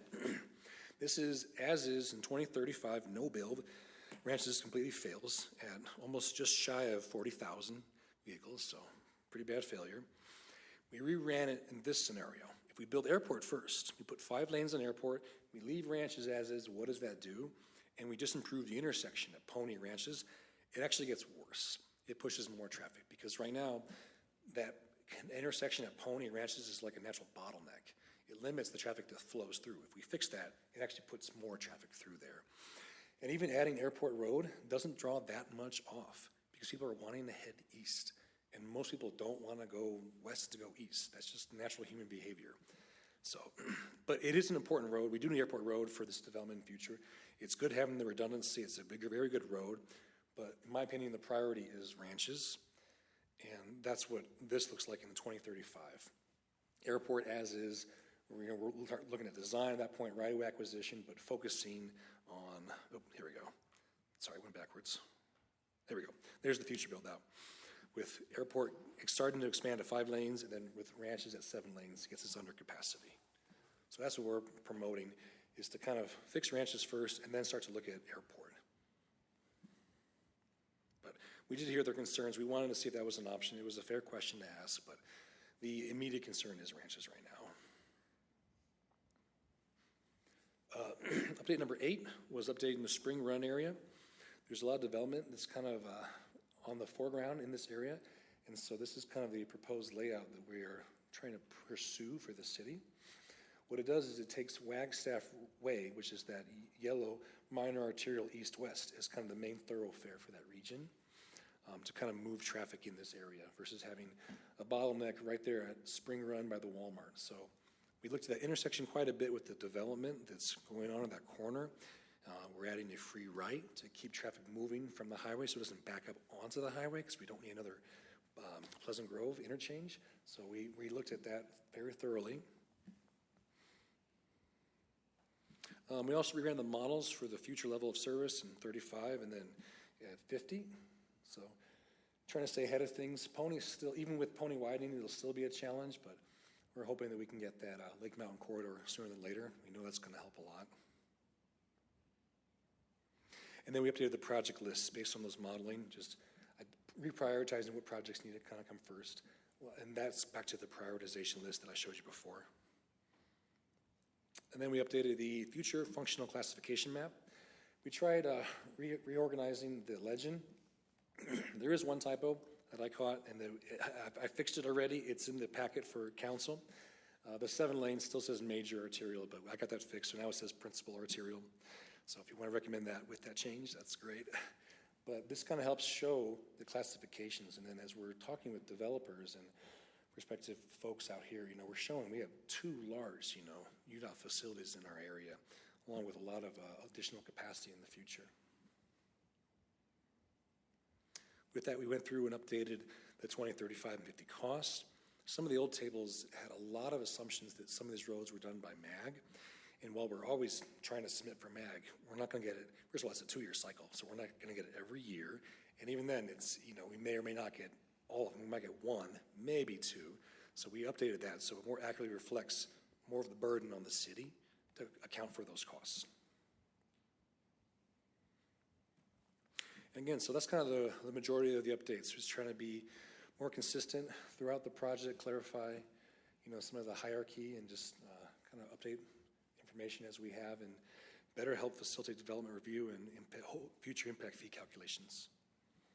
So our recommendation is that Planning Commission propose a favorable recommendation as we move forward to City Council next week. Great. Hold up here. Any other questions on this list or anything else in the city I can answer off the top of my head? Yeah, let me just make sure. Let me get my agenda. Okay, so as public hearing, I think any other simple questions for staff or David at this time before we go to the public hearing? Okay. I guess I do have one. Does the long-term plan, and you had mentioned this related to Silver Lake Parkway, does the plan show expected agreed roads between Saratoga Springs and Eagle Mountain that don't include, that both cities would consider local, that connection rather than just Midland Valley Road, which is now Lake Mountain Connector, besides Pony Express, besides SR 73. Are those shown? I know, and it sounds like the two cities are working together, having additional local roads that connect across the municipal boundaries. I know are a challenge, but I think it's very beneficial. But do you have any information on that? Yep, so there are additional connections as well. Let me go back to the document itself. It's easier to talk through. So if we look at the project list, so this is one we've shown as a local road making that connection. We're also showing a connection here, and I cannot remember the street name off the top of my head. The other one we're showing is up here, Scenic Mountain and the Talus Ridge. Thank you. Yep. Okay. And we're actually, that study, so we actually reviewed that study that was done by Edge Homes, and it was a pretty reasonable study. They projected like 2,000 vehicles a day, which is minimal. That's local road traffic, so that's ideal. We are doing our own study as we do the speed study throughout the city. That's a component of it, is to review that, because we're collecting data in that area, but that would be one as well. The other one is Wild Blossom. That's this connection up here, 48. So we're also looking at that as well. That would be a major collector though, but still an important connection to make. And off the top of my head, those are the main ones that we're showing right now. Eventually Porter's Crossing, but this is a future one. It's not a 2035, I think it's a 2050. Okay, all right, thank you. Is there any other questions? Okay, thank you, David. We'll go ahead and we'll proceed with our public hearing for this agenda item. Just a note, if there are any residents that are wanting to make a public opinion or a public comment, I'll make sure I get this right. You're limited to 3 minutes. You'll need to enter or provide your comment and your information. You can do it online ahead of the meeting, or you can do it, papers are in the back on the right side of the meeting room. You can put your information down and submit that. But it is now 7:06. We'll go ahead and open our public hearing. Has staff received any online communication that needs to be presented? Okay, nothing. Anybody in attendance from the public that is wishing to make a public comment on this agenda item? Okay.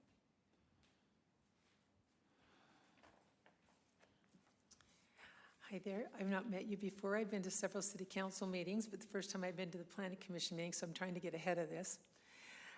My name is Eileen Miller. I'm with the Utah Valley Home Builders Association. And of course, we're very interested. We are always happy when you folks are able to land grants or get extra money to put in infrastructure and roads and things like that. So we'll be sure to try to help you guys out with some money, and we'll try to lobby those legislators for you. I spent 20 years as the state Senate recorder, so I know who they are. So anyway, so very happy to see you guys securing funding, because that is just enormous. The next thing we're most interested in is infrastructure. Of course, your big trunk lines and the skeleton of what happens. Every time you tear up a road, you're breaking into infrastructure. And of course, those costs are offset to developers, or in our situation, the builders. And we don't represent as many developers as we do builders, but Anyway, we also do the Parade of Homes, which was a tremendous success this year. Just had to throw that in. So anyway, since the days of Chris Trusty, I showed up here today on purpose to meet Mr. Salazar. And I'm hoping that he will share this PowerPoint with me. I'll email you, and would you share this with me? Okay, the other thing, the reason being is because a lot of our builders look to see where the future growth is going to be and where there's going to be infrastructure put in that they don't have to cover costs on. And so that's a big deal. So the other thing too, could I get the name of the consulting third-party engineering firm that you used for the IFFB? Horrocks. Okay, very good. I'm very familiar with them. I'm from American Fork. So anyway, this is a big, big deal for you folks. And it's a big overhaul. And a lot of these major roadways, you know, like I said, it's the maintaining level of service, but then you've got so much going on out here. This is where the growth is going, here and down through Santa Clara and Genoa. So we're really interested to see how the development's going and trying to stay ahead of it so that we can help the builders make good decisions. So when they go to secure loans and things, the amount of infrastructure and stuff that's going to be disrupted and how much is going to be offset 30 seconds remaining. Offset to the impact fees and building fees is of great concern to us. So thank you so much. Thank you. Appreciate it. Anybody else wishing to make a public comment? Okay, seeing no additional comments, we will end our public hearing at 7:09. And do we end the public hearing before if David needs to respond to any comment? Okay, we'll go ahead and end the public hearing at 7:09. And David, is there anything that you would need to follow up as the presenter of the item? Nope, just that on City Council, these slides will be in the packet, and happy to share them as well. Okay. So just to get time for you guys, so. Okay, thank you. Okay, discussion on the commission about this item? Commissioner Allen. Yeah, I've just got a few little corrections I can email you about, David, just minor things, like where it says in one paragraph we don't have deficiencies, but then later on it says we do, and things. I can send this to you. I've got it noted in here. You okay, can just that'd be super maybe helpful. update it for the city council. I just want to say too to the public, I know infrastructure is our #1 priority and concern across the city, but I hope that they will watch this or go back and see, like, you guys are on this, you're working at it. We've got professionals, you're lobbying, you're talking, like you're doing all you can to help the city out. So I hope they appreciate that and the things you're doing and the analysis and all the effort you're doing. So I think the Planning Commission, we definitely appreciate it, and anything we can do to help is a good thing. And I think these changes we've seen today are exciting. I mean, I think that's exactly where people would say we need help right here on these roads. So you guys are on it, and we just appreciate it. Thank you, David. Thank you.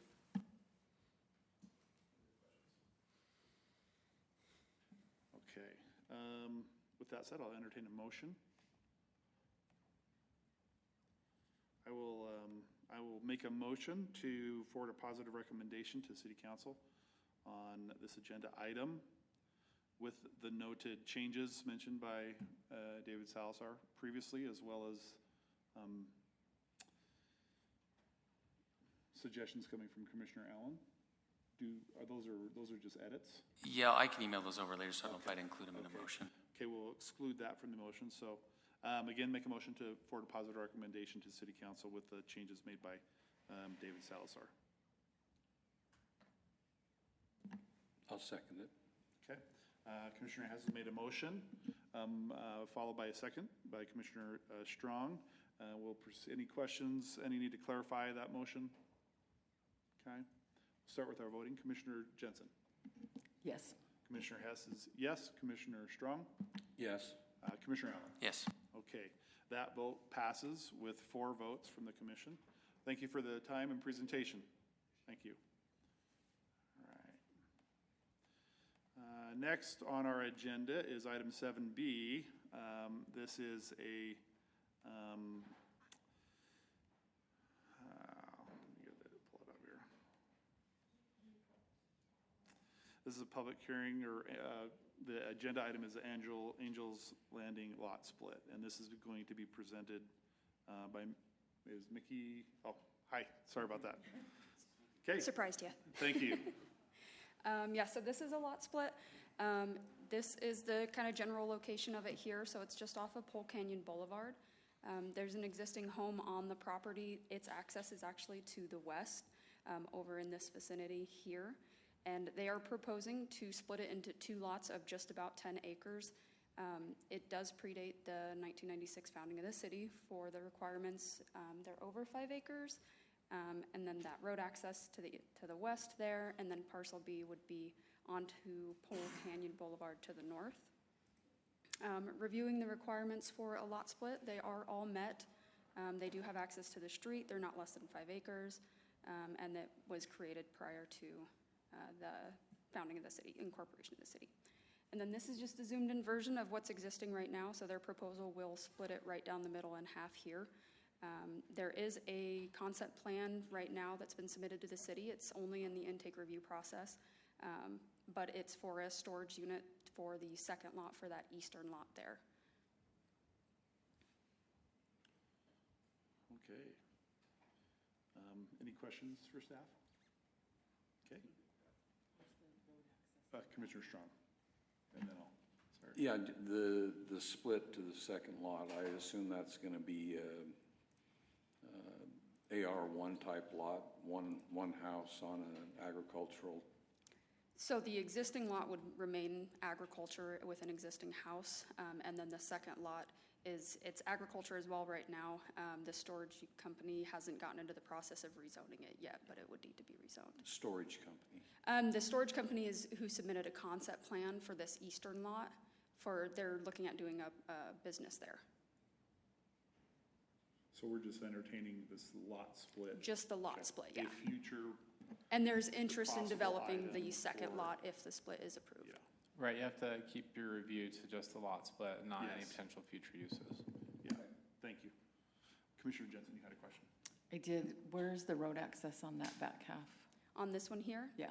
it's going to be on Pole Canyon Boulevard here. Okay, any other questions for staff? Okay, thank you. This is a public hearing. We'll go ahead and open our public hearing for agenda item 7B. It is 7:15. Any online information or comments made that need to be presented? Okay, anybody in attendance in the audience that is wishing to make a comment on this agenda item? Okay, seeing none, we'll go ahead and end that public hearing at 7:15. And any discussion from the commission? Okay, I will entertain a motion on agenda item 7B. And then Marcus, to be clear, this is an approval, correct?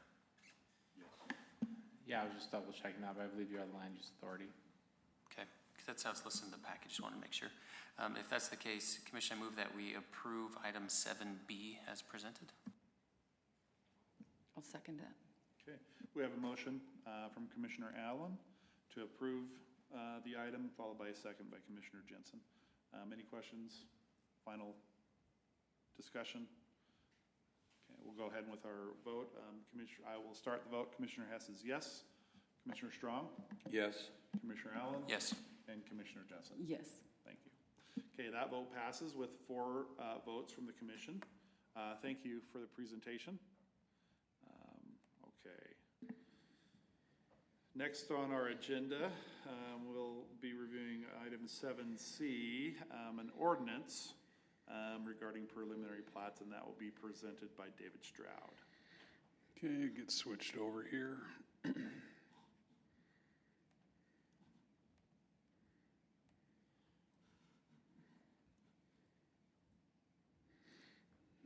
right. So these next 2 items are dealing with, one's a proposed amendment to the preliminary plat, one's a proposed amendment to the final plat language. They run together. They're associated with each other, obviously. They are separate public hearings. So what we can do, if you're acceptable, or you'll do that, is just we'll do the first one, public hearing, address it, action, then we can move on to the next one. But again, they're both related to each other. So the first one involving preliminary plats, You know, sometimes, at times when I see a code amendment come in, I'm working on something, I'll usually scan other parts of that section, say if we're already gonna be in that section, anything else we need to change. So that's here with the first one. So it's a very minor on that first box. County does use book and page, but it's always the entry number. And so, we'll just, you know, propose changing language, say what's the entry number for whatever that recorded document is. It's usually a number and then the year that it was recorded. The second one deals with street naming and whatnot. Part of this box is already contained in the final plat language. It was put in there a couple of years ago. It's probably best served in the preliminary section. I've also expanded a little bit on this one as well by talking about street names that they will continue when they cross another street. So, and I'll give you an example here on the next slide. And this was instigated by a plat I was reviewing for a developer where they had their local streets, local street intersection. Once it crossed one local street, the name changed. I'm like, doesn't make sense to me. Now you could make the argument, well, if it was a numbered street, you know, it wouldn't change. You wouldn't change those if it was a numbered street. But I mean, just for clarity and for wayfinding and what, to me anyway, it makes sense that street name remains. Dealing with the north, south, east, west, that's already the language in the final plat. So that doesn't change there, it just changes the location. We also had a review come in that Mickey was reviewing, which the street was Astor. And well, if it's East Astor, you know, it could be written address a few different ways. It could be E Astor. Someone could look at that and go, well, is that supposed to be Easter? So again, to kind of, you know, delay any kind of confusion or put a roadblock up on confusion down the road of street names, we would look at those at staff. It'd be up to staff, obviously, to say, well, could this be construed to be something else? And also saying, well, and the example I also put here, Jeffrey Way. Jeffrey Way could be spelled two different ways. We don't want to have, you know, the same street name but spelled differently. And so, and if you can recall the Nate Bargatze's SNL skit on Jeffrey, anyway, I thought of that when I came up with this, but just to clarify and make things a little smoother in the review process and, you know, street finding, way finding, and whatnot. And I even asked fire, Dan with the fire department, and they do not like to see street names change either at intersections.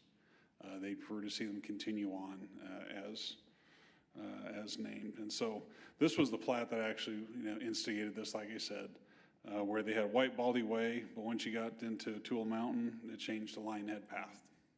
That doesn't make sense to me. So that's what caused that. So that would be the first item there. If you know, at your discretion, if you want to act on that now, see if there's any public comment, and then move forward with that. All right.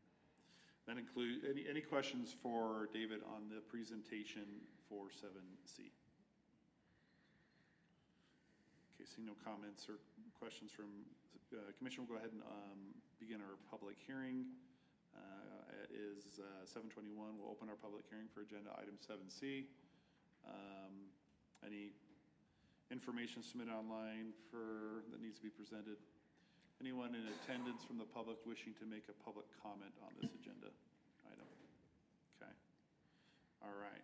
Seeing no comments, we'll go ahead and end the public hearing at 7:21 p.m. And any discussion from the commission on this item? Okay, seeing no discussion, I will entertain a motion for agenda item 7C. I would move to forward a positive recommendation to council for item 7C. I'll second. Go ahead, Commissioner. I'll second that. Okay, we have a motion by Commissioner Strong for a positive recommendation, as well as a second by Commissioner Allen. And we will go ahead with our vote. Commissioner Strong. Yes. Commissioner Allen. Yes. Commissioner Jensen. Yes. And Commissioner Hess votes yes. And that vote passes with 4 votes on that agenda item. And David, as you had mentioned, you're right back up with 7D, is that correct? Yes. Okay. Yes, that is correct. Thank you. So 162540 on the final plat section. Again, what's in the first box there? Strike that. That's been put then into the preliminary plat section as well.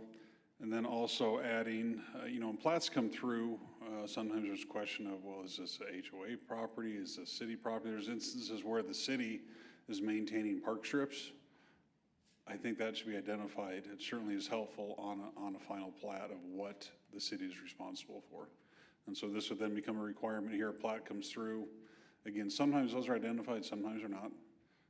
But this will just be hopefully one more thing that we can look at and make sure that's identified properly on the plat. Okay, great. Any questions, technical questions for staff or David? Okay, all right. Seeing no questions, we'll go ahead and start our public hearing for this agenda item, 7D. It is 7:23, and we're looking for comments from anybody online. No information. Anybody prepared to make a public comment on this? Okay. Seeing no public comments for this item or the public hearing, we'll go ahead and close the hearing at 7:23 p.m. And any discussion from the commission on this item? Okay, seeing and hearing no discussion, I'll entertain a motion.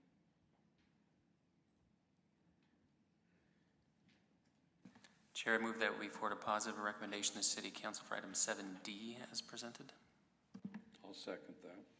Okay, thank you. We have a recommendation or motion by Commissioner Allen for a positive recommendation and a second by Commissioner Strong. Any questions? Okay, we will go ahead proceed with our vote. We'll start with Commissioner Jensen. Yes. Commissioner Hess votes yes. Commissioner Strong. Yes. Commissioner Allen. Yes. Okay. That vote or that agenda item passes with a positive recommendation with 4 votes. Chair, this might be a good time for me to step out. Thank you. We'll excuse Commissioner Allen. Thank you, Commissioner Allen, for being here. Just a note for the agenda, that will take us to 3 commissioners. We still obviously have sufficient for a quorum, but just a technical note, that will still require 3 votes for the remaining agenda items to pass per the process. Okay. Next on the agenda is item 7E, proposal for Eagle Mountain Chapel and Recreation Building Development Agreement. And this will be presented by Stephen. All right. Sorry, thank you. And if it's okay with you, 7F's gonna be talked about as well because they're linked together. Oh, yeah. I guess the only, if you present, what's a recommendation for when we have back-to-back for should we just present them? He can present them together, but they gotta be considered separately. So okay, that's fine.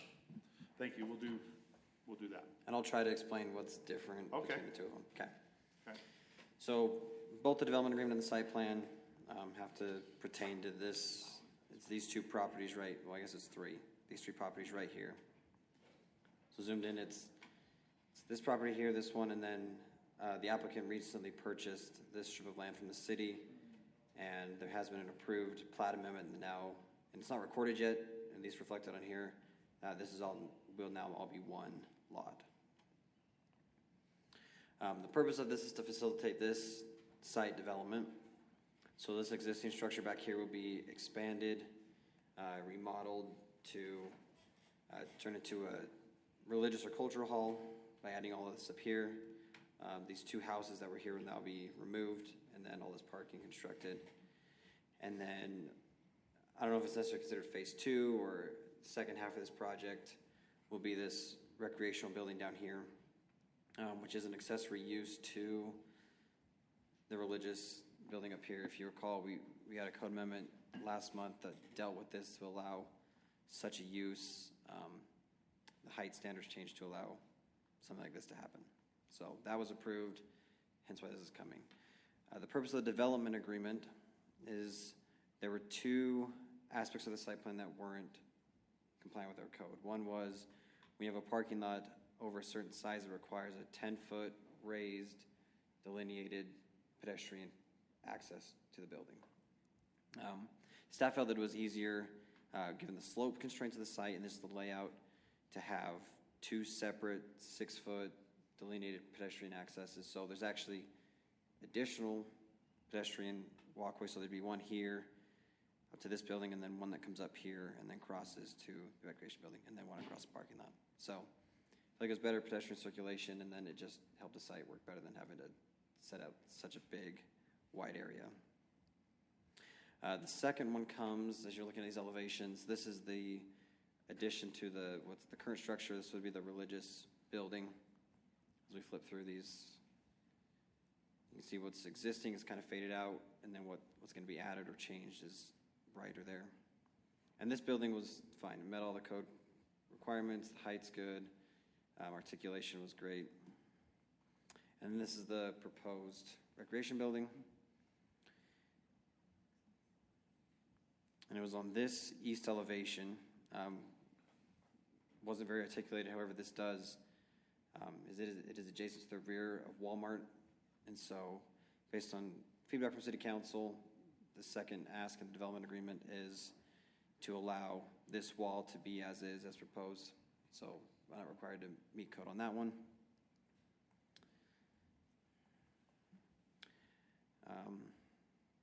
We'll get to this one later. And then the third part of the development agreement is to facilitate this site, because it is currently on septic, that probably wouldn't work, or the applicants agreed to construct this sewer line that's going to leave down here, come down Autumn Lane to Harvest Lane, and then down all the way to here, and then there is a sewer line down here right parallel to SR 73. They will construct that at their own cost, so the city won't be held to that cost. So that's just putting that in the agreement. So for the development agreement, our recommendation is to forward a positive recommendation to City Council. And for the site plan, the only thing to add to that, we did find that this, the lighting plan did exceed the number of lumens. However, we felt like that wasn't worth taking them back to make a change. If the planning commission's okay with that and City Council, is that they'll just work with staff to bring those lumens down. So they'll meet the less than 100,000 lumens per acre. So they just have to drop it down a little bit. So it's the development agreement recommendation, and the site plan one is that it's contingent on the development agreement, and then that stipulation about the lighting plan. Okay. All right. Commissioners, any questions for staff on these two separate agenda items that were presented simultaneously? Okay. Is the applicant here? Would the applicant like to make a comment or anything? Not only if you wish to, would be fine. The only comment that I would make is just that, Can you say your name for the record? Oh, yeah. Say your name. Oh, my name is Jacob Baker. Okay, thank you. And yeah, I've lived here in this city for almost 20 years now, and really looking forward to the opportunity to no longer travel far away, but to be able to live here, gather, worship, and here in our city and our community. And really have appreciated all the work that Stephen's done in helping get this to this point. And yeah, looking forward to being able to do this project. I don't know if you have any questions for me. Any questions for the applicant? I don't think so. Thank you. Appreciate it. Thank you. Okay. We will first hold the public hearing for item 7E, which is the public hearing for the changes to the development agreement. Any comments from online or staff that needs to be presented? Okay. Any comments from individuals in the meeting today? Okay, hearing no, sorry, I forgot to mention that we started our public hearing at 7:32. Seeing no desired public comment, we'll go ahead and end at 7:32, pretty effective. And any discussion on agenda item 7E regarding the development agreement? Okay. All right. It was hearing no conversation or discussion with the commission. I'll entertain a motion. I'll go ahead and make a motion for a positive recommendation to City Council on agenda item 7E as presented. I'll second it. Okay, Commissioner Hess made a motion to forward a positive recommendation, seconded by Commissioner Strong. Any questions? Okay, we'll proceed with the vote. Commissioner Strong? Yes. Commissioner Jensen? Yes. Commissioner Hess votes yes on that item. So that agenda item 7E passes with 3 votes. Now, with that completed, we will proceed with the public hearing for the agenda item 7E, which is the site plan. 7F. Sorry, 7F. I'm sorry. No, you do not need to apologize. Keep me corrected. Okay, 7F. It's 7:33 p.m. We'll go ahead and open that public hearing. Any comments online? Anybody in the audience wishing to make a comment? Okay, hearing and seeing none, we will go ahead and end the public hearing at 7:33 p.m. And any discussion from this commission on this item? Okay, hearing no discussion, I'll entertain a motion for this item. Okay, so he has, thank you, Stephen, for putting the cheat sheet. So he has language that you can use, and you can just make a motion for, and you could basically repeat forward a positive recommendation to the city, including those 2 conditions. Okay, I would like to make a motion to forward the positive recommendation to the City Council with the following conditions as stated, right? Do I have to state those? I would, yeah. Okay. Just The site plan is contingent on the development agreement for the project being approved, and the applicant works with staff to bring the lighting plan into compliance. Okay. I'll second that motion. So we have a motion made by Commissioner Jensen to forward a positive recommendation, seconded by Commissioner Hess. Any questions? Okay. We will go ahead and have our votes. Commissioner Strong? Yes. Commissioner Jensen? Yes. And Commissioner Hess votes yes as well. Okay, that vote passes with 3 votes. Thank you for that presentation on those 2 items. Now we'll move on to our next agenda item, which is 7G. This is a amendment to an existing code for barbed wire fencing, and this will be presented by Robert.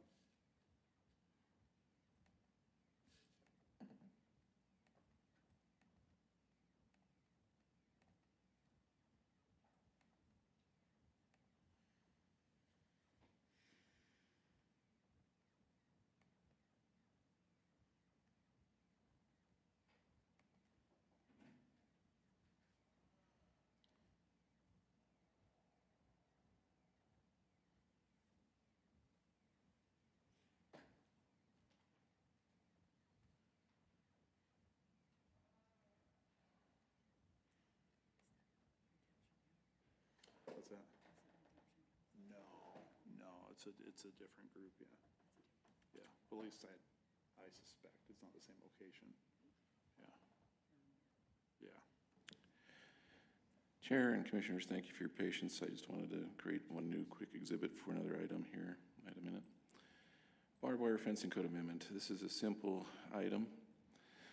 It was generated as an idea for staff to engender into a type of code amendment due to a use that came through the city not too long ago. I think it might have been Williams.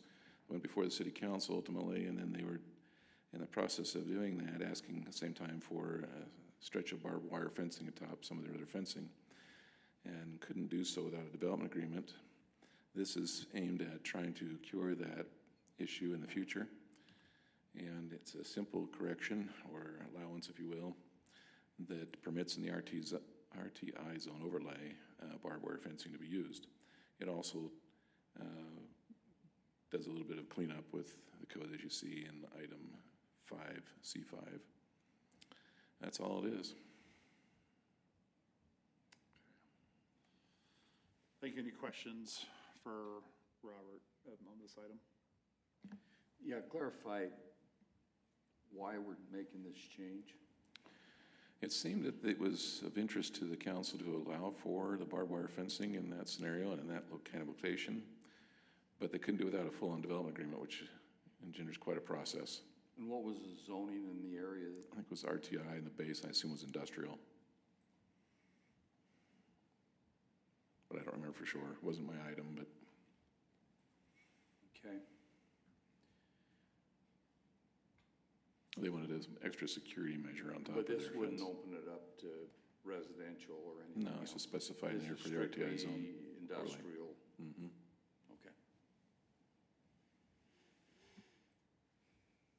Okay, any other questions? So Commissioner Jensen. it's changing the code so that they cannot put the barbed wire on top of their fence? Chair and Commissioner, the reverse, so it's allowable. So it is. In a specified situation, yeah, or place.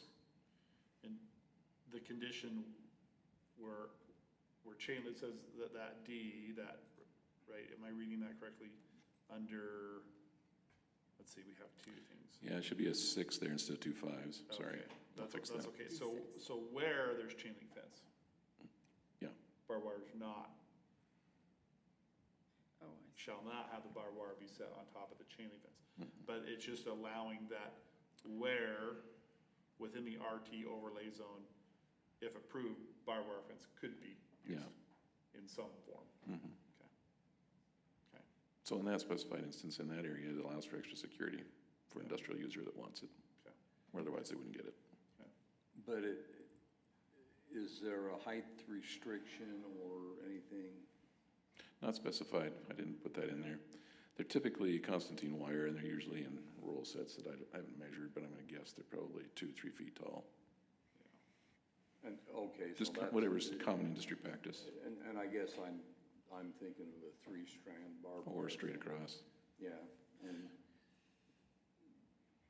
Yeah, But there's if it's- multiple, there's no, it sounds like there's no definitive exact layout of barbed wire. Right. Because, there's lots of different reasons, whether it's separate strands or mesh plus barbed wire. This is just simply saying it's feasible. Mhm. Okay. But there's no mention of height or anything, and particularly here. And Chair, that's correct, and Yeah. that's one of those topics that if the commission, and obviously council down the road, want to specify, in this case recommend, Yeah. that it's a good time to do so. Okay. If you want limits, et cetera. Okay. Okay, thank you. Any other questions? Okay, this is a public hearing. We'll go ahead and start our public hearing for agenda item 7G.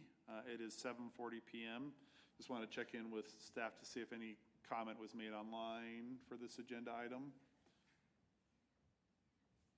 No, nothing online. No, you're okay. Multitasking is always a challenge, but any comments from those in the audience that wish to make a comment on this? Okay, seeing no public comments, we'll go ahead and end our public hearing at 7:41. Any discussion from the commission on this agenda item?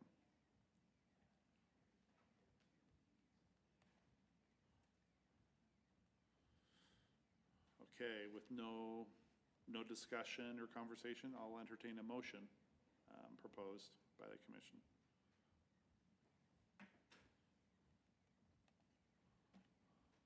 I will make a motion to afford a positive recommendation to City Council on this code change for item 7G as presented.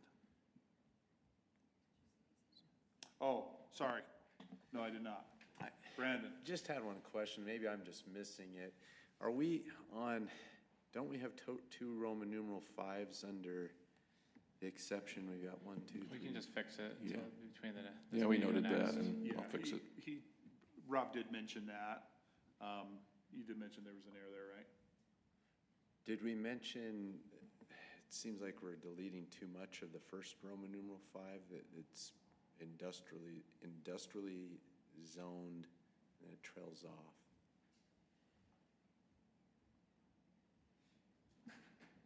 Yeah, I probably should say property or something like that. Yeah. I'll fix those Scrivener's errors. Pardon?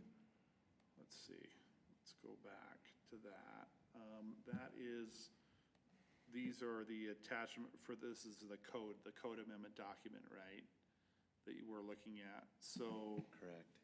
let me get out of that's the PowerPoint. Let me look at just the code document. Oh wait, I just got out of that. Okay. So we noted that, Rob, there was an error with 2 Roman numeral 5s, or is that under C?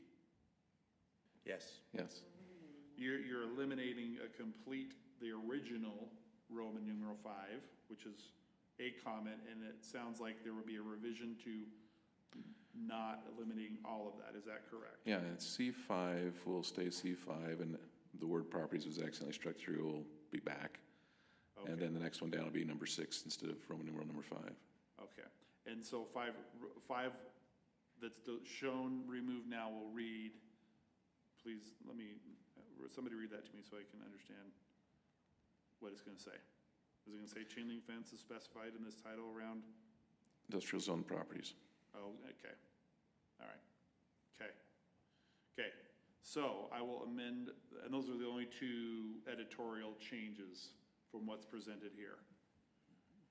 Okay.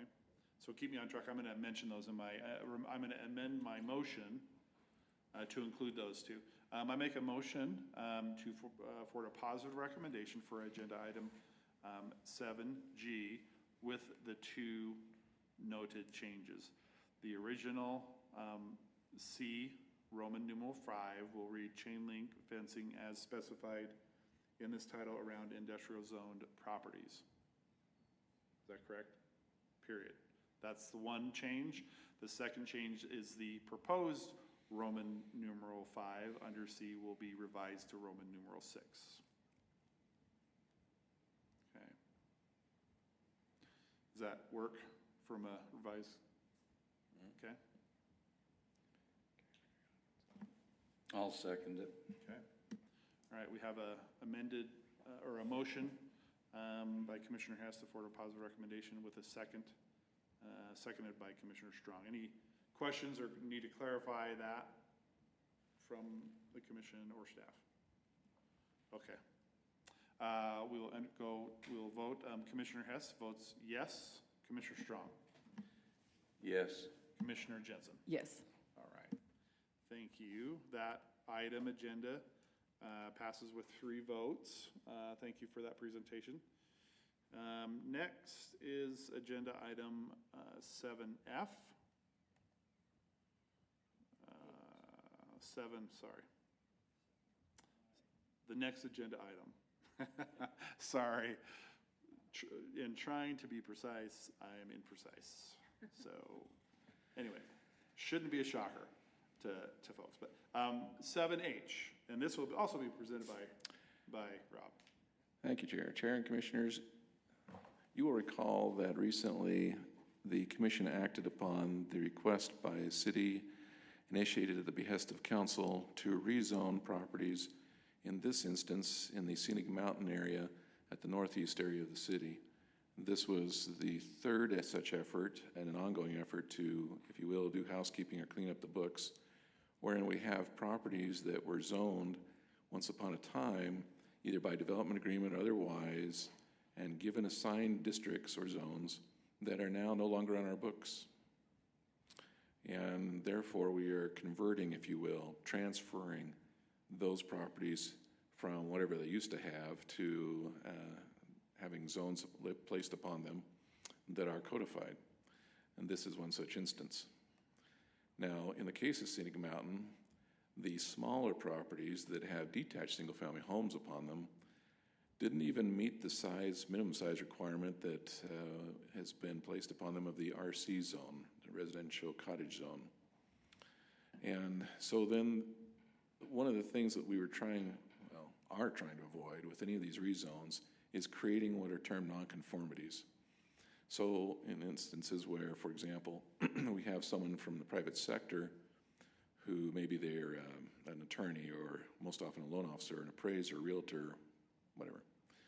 When they are asking about a property that they are involved with somehow financially in a transaction, maybe it's a loan like a HELOC, or someone's selling a house, they want to buy it, someone wants to buy it, excuse me, the interested party wants to make sure that their financial investment is secure, so that if we have a nonconformity in some fashion, like say they're looking at a property that has, like in this instance, a house upon it, but the lot is too small to meet current city code, well, that's nonconforming. Yes, it was platted that way, yes, the house is built, but a lot of times they'll still want to cover their basis in dealing with that question mark or particular. The threat being that if something happens, in their minds anyway, oftentimes, to that house, using our example, like, for example, it burns to the ground, their concern is, well, will the city come back and say, well, that property is too small to be built upon, again, it has to just remain open space, sorry. Now, that's an exaggerated example and probably not super germane to this necessarily, but those kinds of things do happen in other instances. So to eliminate any question of that going forward, the thought is to introduce a simple amendment that will be sort of a catch or safety net, and frankly help prevent both interested parties and staff down the road in the future from having to deal with this topic whatsoever. In other words, we won't have to worry as much, hopefully, about people emailing in, calling in, asking about the zoning conformance of a given property, because there's already this out in the code for this kind of an instance. What we're dealing with are, again, the lots under 4,500 square feet, which is our smallest lot size allowance in the city, in the RC zone, for detached housing. So what it basically does is say, okay, if you have a lot that is smaller than 4,500, it's going to be considered a legal conforming lot. We're accepting it in that zone, even though the normal standard is 4,500. And the same with setbacks. If they're pre-established setbacks on a structure and they happen to be, for example, say 5 and 5 versus say 8 and 10 or whatever, then we're going to accept that. And that's our way of, in a sense, grandfathering them without clouding title by saying it's grandfathered. Marcus has looked at this. One counselor was agreeable with it as well. So staff recommends it for approval as drafted. Okay. Do we anticipate, so this condition is really tied to two factors. One, trying to allow or acknowledge what was a previous zone that is not currently on the code to be recognized so that they can continue with those similar rights. And in doing so, there's a case where maybe, in this example, that the lot size in that process of transferring, hey, this was a different zone, we don't have that zone, it's a historic zone, we're going to move it to RC. And it just happens to be that a lot is too small. And so this is going to address that. That's the intent, right? Chair, that's correct. Does staff feel comfortable being able to document that on a lot-by-lot basis if it were to occur down the road? And so let's say we've been making these decisions. Obviously, I don't know if every single lot is being noted. Hey, this one on Scenic Mountain, there's one lot that's 4,200 square feet. Like, is that being documented so that there's not a roundabout Well, issue? Chair, no. But Okay. the why for of that is that we feel it's covered because you've got, for example, this exhibit that's on the slide now, Yes. that has a zoning map display. Yeah. So the property is zoned a given zone, in this case, RC, so Okay. in that kind of yellow color, right? Yeah, The darker yellow. Okay, you have that now as your base, right? And now this at the bottom of table 172540 specifies, okay, some of the lots that are in the Some RC of the zone lots in might end there. up being smaller than 4,500, they're fine. Okay. So generically, because it would be... It's a parachute for it all. Yeah, because the zoning map is going to reflect that it's an RC zone. Right. Okay. All right. Okay. That was a question that I had. Any questions for staff on this agenda item? Yeah, just a quick question. So this is, if you want to say it, correcting past sins, but going forward, anything new approved would have to meet the zoning requirements. Yes, and if we look at the, correct, Commissioner, Chair and Commissioner, if we look at the last sentence, of that little snippet paragraph, if you will, that's on display, it says, as you asked about, the quote, primary structure setbacks, sentence before that, because I added setbacks after, my apologies. So nothing in this provision authorizes the creation of new lots smaller than 4,500 square feet within the RC zone. And the effective date would be, of course, when the ordinance passes. So that's taken care of. Okay. Any other questions? So I think the last two words under footnote 12 should say legally conforming, not legally non-conforming. Is that a That's scrivener's correct. error? I didn't get that on the slide. Sorry. But it does, in the verbiage that went to you guys, it should say legally conforming. The agenda item I'm looking at for this, for the code amendment, the RC historic lot, it says primary structure setback less than allowed by the RC zone for existing structures are also deemed legally non-conforming. Okay, so that non in there goes away. Okay, so this would be, so we would be. I'd corrected it, maybe I didn't get it in the packet, that Okay. sounds like, so sorry. That's But okay, yeah, good catch. we'll make sure we capture that moving forward. Okay, any other questions? Thank you for that catch. Okay, this is also a public hearing, and so we will go ahead and open our public hearing for agenda item 7H. It is 7:54 p.m. Any comments submitted online by public for comments? Anybody in attendance wishing to make a comment? Okay. Seeing no public comments, we'll go ahead and end our public hearing at 7:54. Commission, any discussion? Okay. Hearing no discussion, I'll entertain a motion for this item. I would like to make a motion to recommend a positive approval for item 7H with the one change of removing non as noted by staff. So. Okay. I'll second that. Okay. We have a motion by Commissioner Strong, followed by a second by Commissioner Jensen to forward a positive recommendation on this agenda item to City Council. Any need to clarify the condition? Okay. All right. We'll go ahead and do our votes. Commissioner Jensen? Yes. Commissioner Hess votes yes, and Commissioner Strong? Yes. Yes. Okay.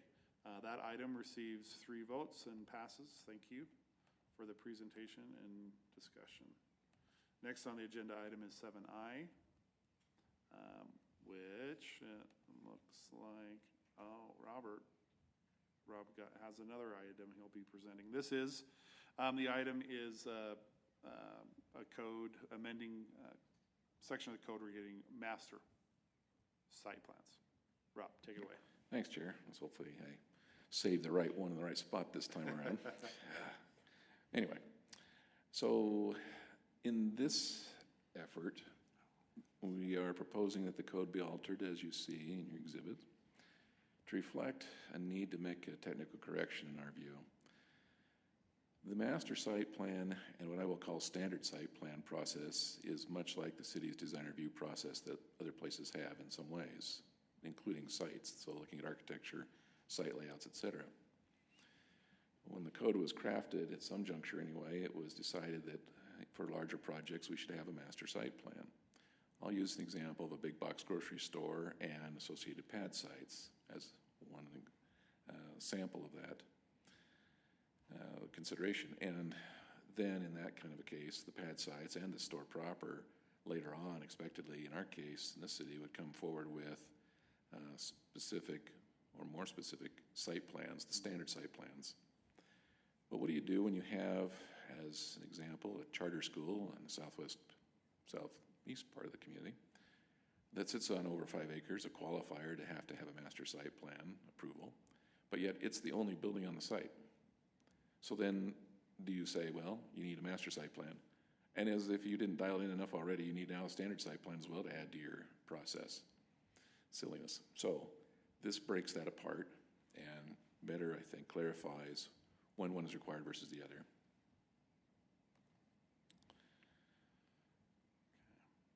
And kind of reformats things a bit too. Now another consideration in all this is really towards the end. I'm just leaving here I'm hovering for a bit, if you want to read it again. Okay.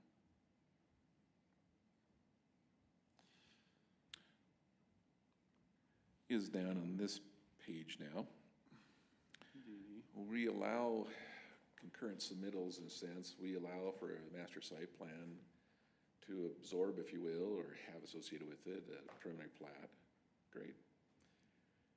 And the problem with that, though, especially with our new OpenGov tracking system, is that it muddies the waters for us.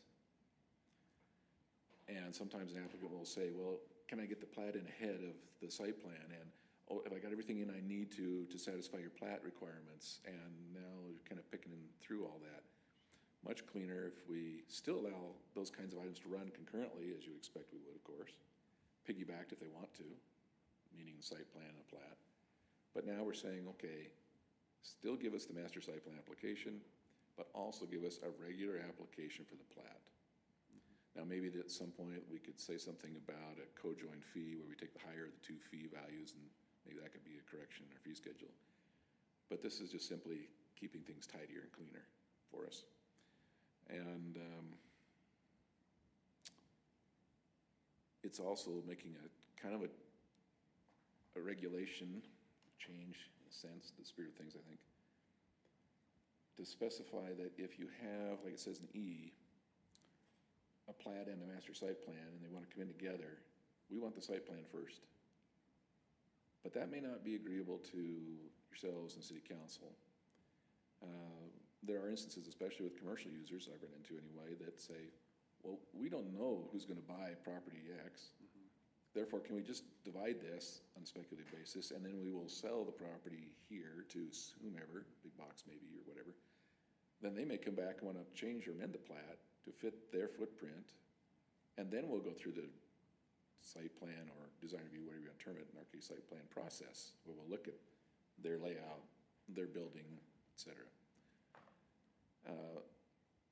I don't mind it saying what it says now from a staff perspective, because at least it triggers the conversation. And if that's not a policy, that we want to stick with, great. But somebody can decide that more definitively. Because it's a question that comes up periodically. Anyway, that's kind of a quick summary. Okay. Thank you, Rob. Any questions? Okay. This is also a public hearing, and so we will open our public hearing at 8 p.m. and find out if any comments were submitted. Okay, any comments being wished to be made here in meeting by the public? Okay, seeing no public comments, we'll go ahead and end the public hearing at 8 p.m. Discussion from the commission on this item. Any discussion items?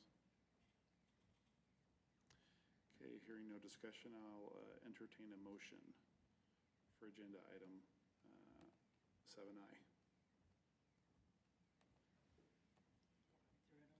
Okay, so usually staff will make a recommendation, so you can, that's just a helpful, you can look at, and that's, hey, I make a motion to forward a positive recommendation. Okay, I will make a motion to forward a positive recommendation respecting the draft code amendment to the City Council.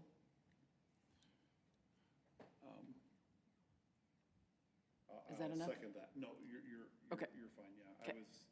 I was getting confused with our edit that we made in our previous one, so I'll second that motion. Right. Okay. Any questions? Okay, sorry, we have a motion by Commissioner Jensen for a positive recommendation, a second by Commissioner Hess. Any questions or need to clarify? Okay, we'll proceed with our vote. Commissioner Hess votes yes. Commissioner Strong? Yes. Commissioner Jensen? Yes.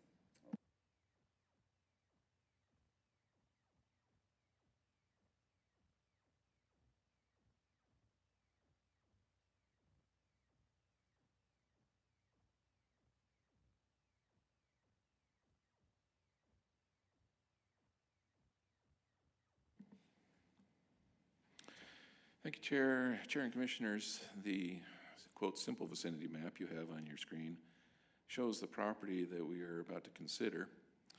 I will quickly note that there is a third piece. So this property that you see highlighted has 3 parcels, and a plat was recently recorded to create that set of, actually now 3 lots.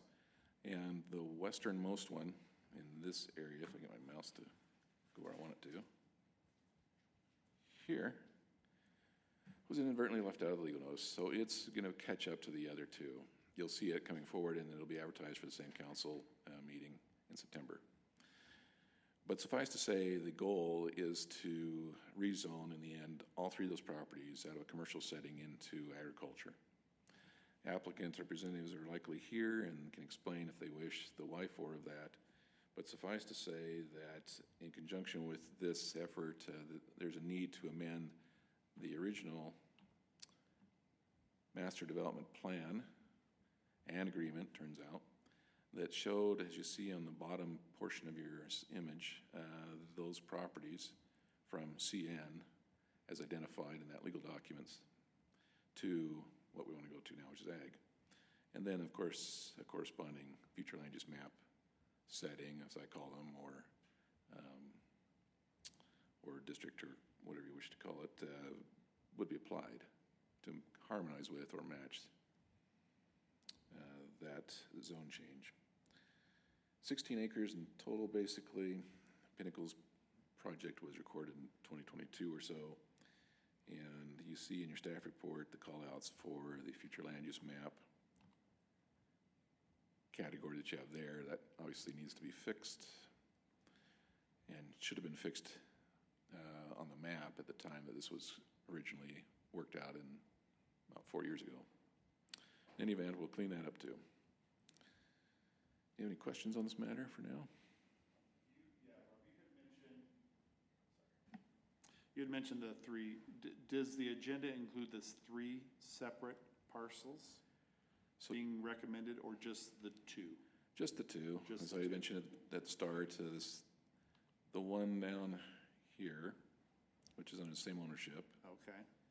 Right there, that little rectangle. That's not. It was just, I left the parcel number out. So okay. It's going to play catch up. Okay. Rather than hold anything up, we'll just have it trail along, and it'll catch up at the council level. Okay. So again, the whole thing is to be changed over to agriculture is the idea. Okay. Any other questions for staff on this? Okay. All right, is the applicant would like to present anything? Okay. Hi, my name is Andy Flam. I appreciate the opportunity. Context matters. This is kind of a strange request. I realize it. So if Robert, would you mind backing up just to see the overall map of the community, the one that shows all the different zones? One more, I think it was. That one, thank you. So this was approved and recorded back in, I believe, 21, in November of 21. So I worked on this project for a couple of years with both Planning Commission and City Council to try to get something that the city wanted. And the Planning Commission at the time recommended this CN zone along Aviator, which I actually liked the idea because I don't want to call out certain cities, but if you drive down a city that has become a busy road over time, you have single-family lots on a busy road. And so the idea here was to buffer that. And so rather than have more commercial up north, we shifted some of that commercial from the northern portion of this property. It was 160 acres, approximately square property. We shifted that down along Aviator. With the future freeway coming in, it was anticipated that there would be some traffic one day. We're not quite there yet. Mm-hmm. As you know, this is pretty much a dead-end road, the edge of the city. And just to kind of defend why one parcel was left off, this was one parcel until just a few weeks ago. These roads that were put in by the home builder, which is Century Communities, on the residential portion, that's split the parcel into 3, but not on paper. It was still one parcel with easements for those roads. So When Utah County found out about that, they pulled us from Greenbelt. So we're getting killed on taxes on parcels that aren't ready to be built on. It's a dead-end road. We've tried marketing it for the last year. There's just not a lot of interest in commercial at this time. So I'm not trying to rezone to residential or anything. Like, I understand the point of keeping this commercial, but until there's a use for it, we're just getting hammered on taxes, and that's the request. It's, it's really a Band-Aid. We're try to get back into Greenbelt, but we're not quite there yet. So anyway, that's the reason for the rezone request. Any questions, I'd be happy to answer them. Questions? Yeah, so this is going to be, if you're moving it back to agricultural, you can't, unless you're providing income off of that property somehow agriculturally, you can't go back to agricultural, if I understand the county code. Are you talking about Greenbelt? Yeah, Greenbelt. I'm sorry, Greenbelt. You can have agricultural property, but you have to show some kind of an income. Correct. And so I guess I'm just curious how what your agricultural income is going to be off of that property. Good question. You gonna plant wheat or what do you? So we're dry farming the northern portion of the property, and we've got a lease on that. And he was coming down here as well, but the county didn't like that there was detention basins that this city required, which I understand all of that. I'm just saying those things triggered this getting pulled from Greenbelt, unjustly in my opinion, but it is what it is. So in the interim, until we can get it back in Greenbelt, because there is a waiting period, the way that the tax assessor looks at the ground is based on the zoning. That's how they value it, and that's how they tax you. So this isn't a way to alleviate that in the short term. Most of, as you know, the taxes go to the school district and other things, and a very small portion comes to the city. So overall, I don't think this is going to be a big impact. I think probably the fee to rezone this probably is going to recoup the taxes that you would have had anyway. So that's a good question, and that's the reasoning behind it. Okay. So is it twofold to go from back to agriculture one for taxes, or is that only contingent on the Greenbelt designation? Are those separate things? The zoning doesn't matter for Greenbelt. It's 5 acres contiguous, so this, even though roads through it, it's just for a short term, Okay. We know that one day that this aviator is going to have traffic, and then I'll be back here. Okay. Hopefully you're all here again, but 5 years, and it's crazy that there's not the same face here from before, so it happens. Okay. Any other questions for the applicant? Commissioner Jensen. So the intent is to go back to commercial down the road? One day, yes. Yeah. Okay. Great. Thank you for coming, presenting, and waiting to the end of our longer agenda today. That's totally fine. Thank you. Thank you. Okay. After hearing from the applicant, this is a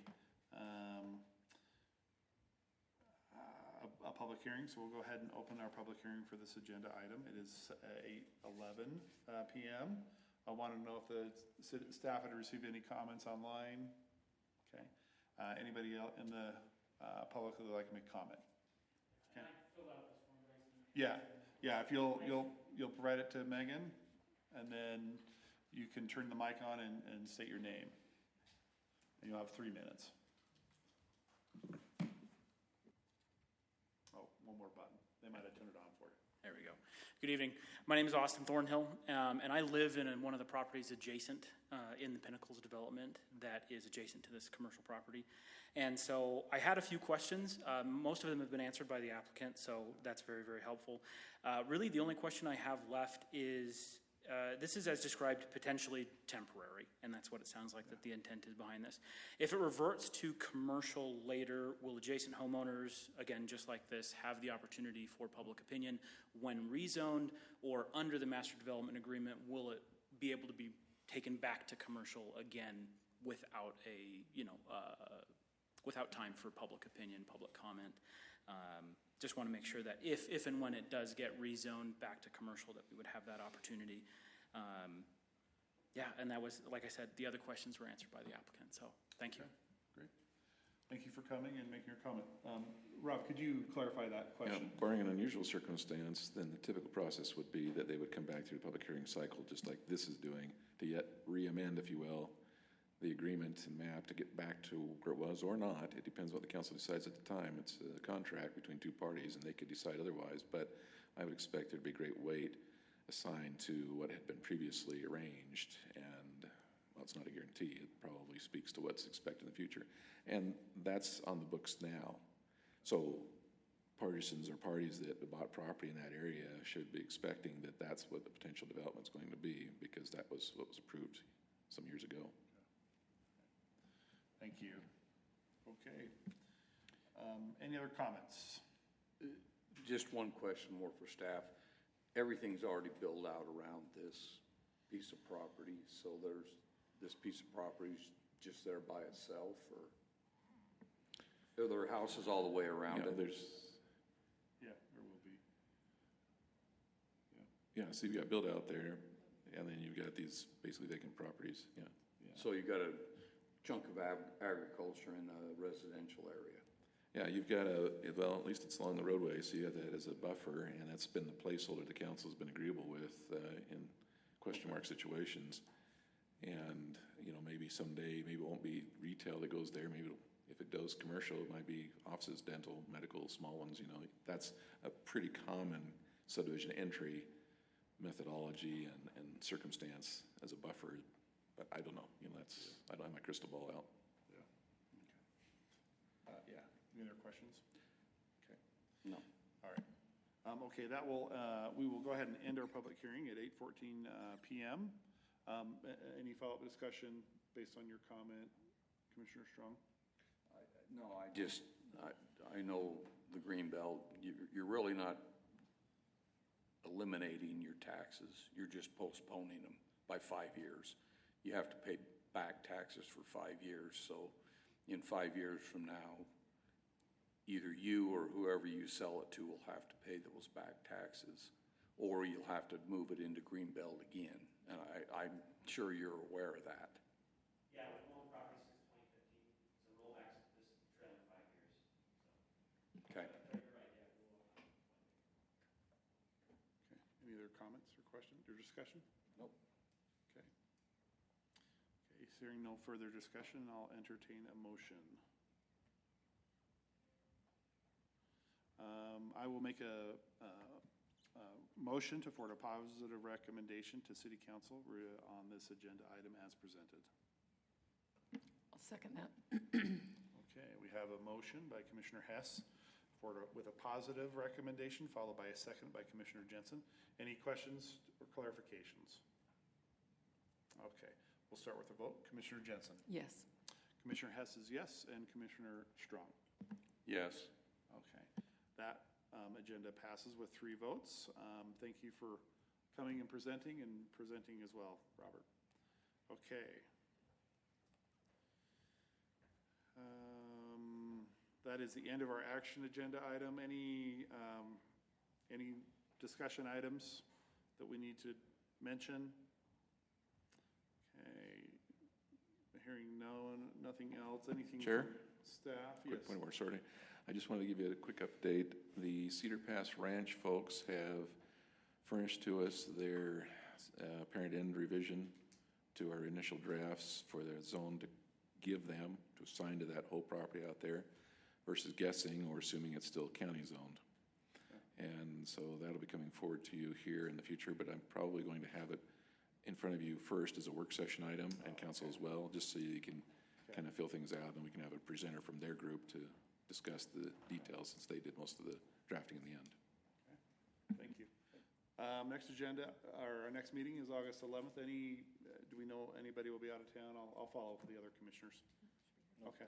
All right. Okay. I make a motion that we adjourn the meeting at 8:17.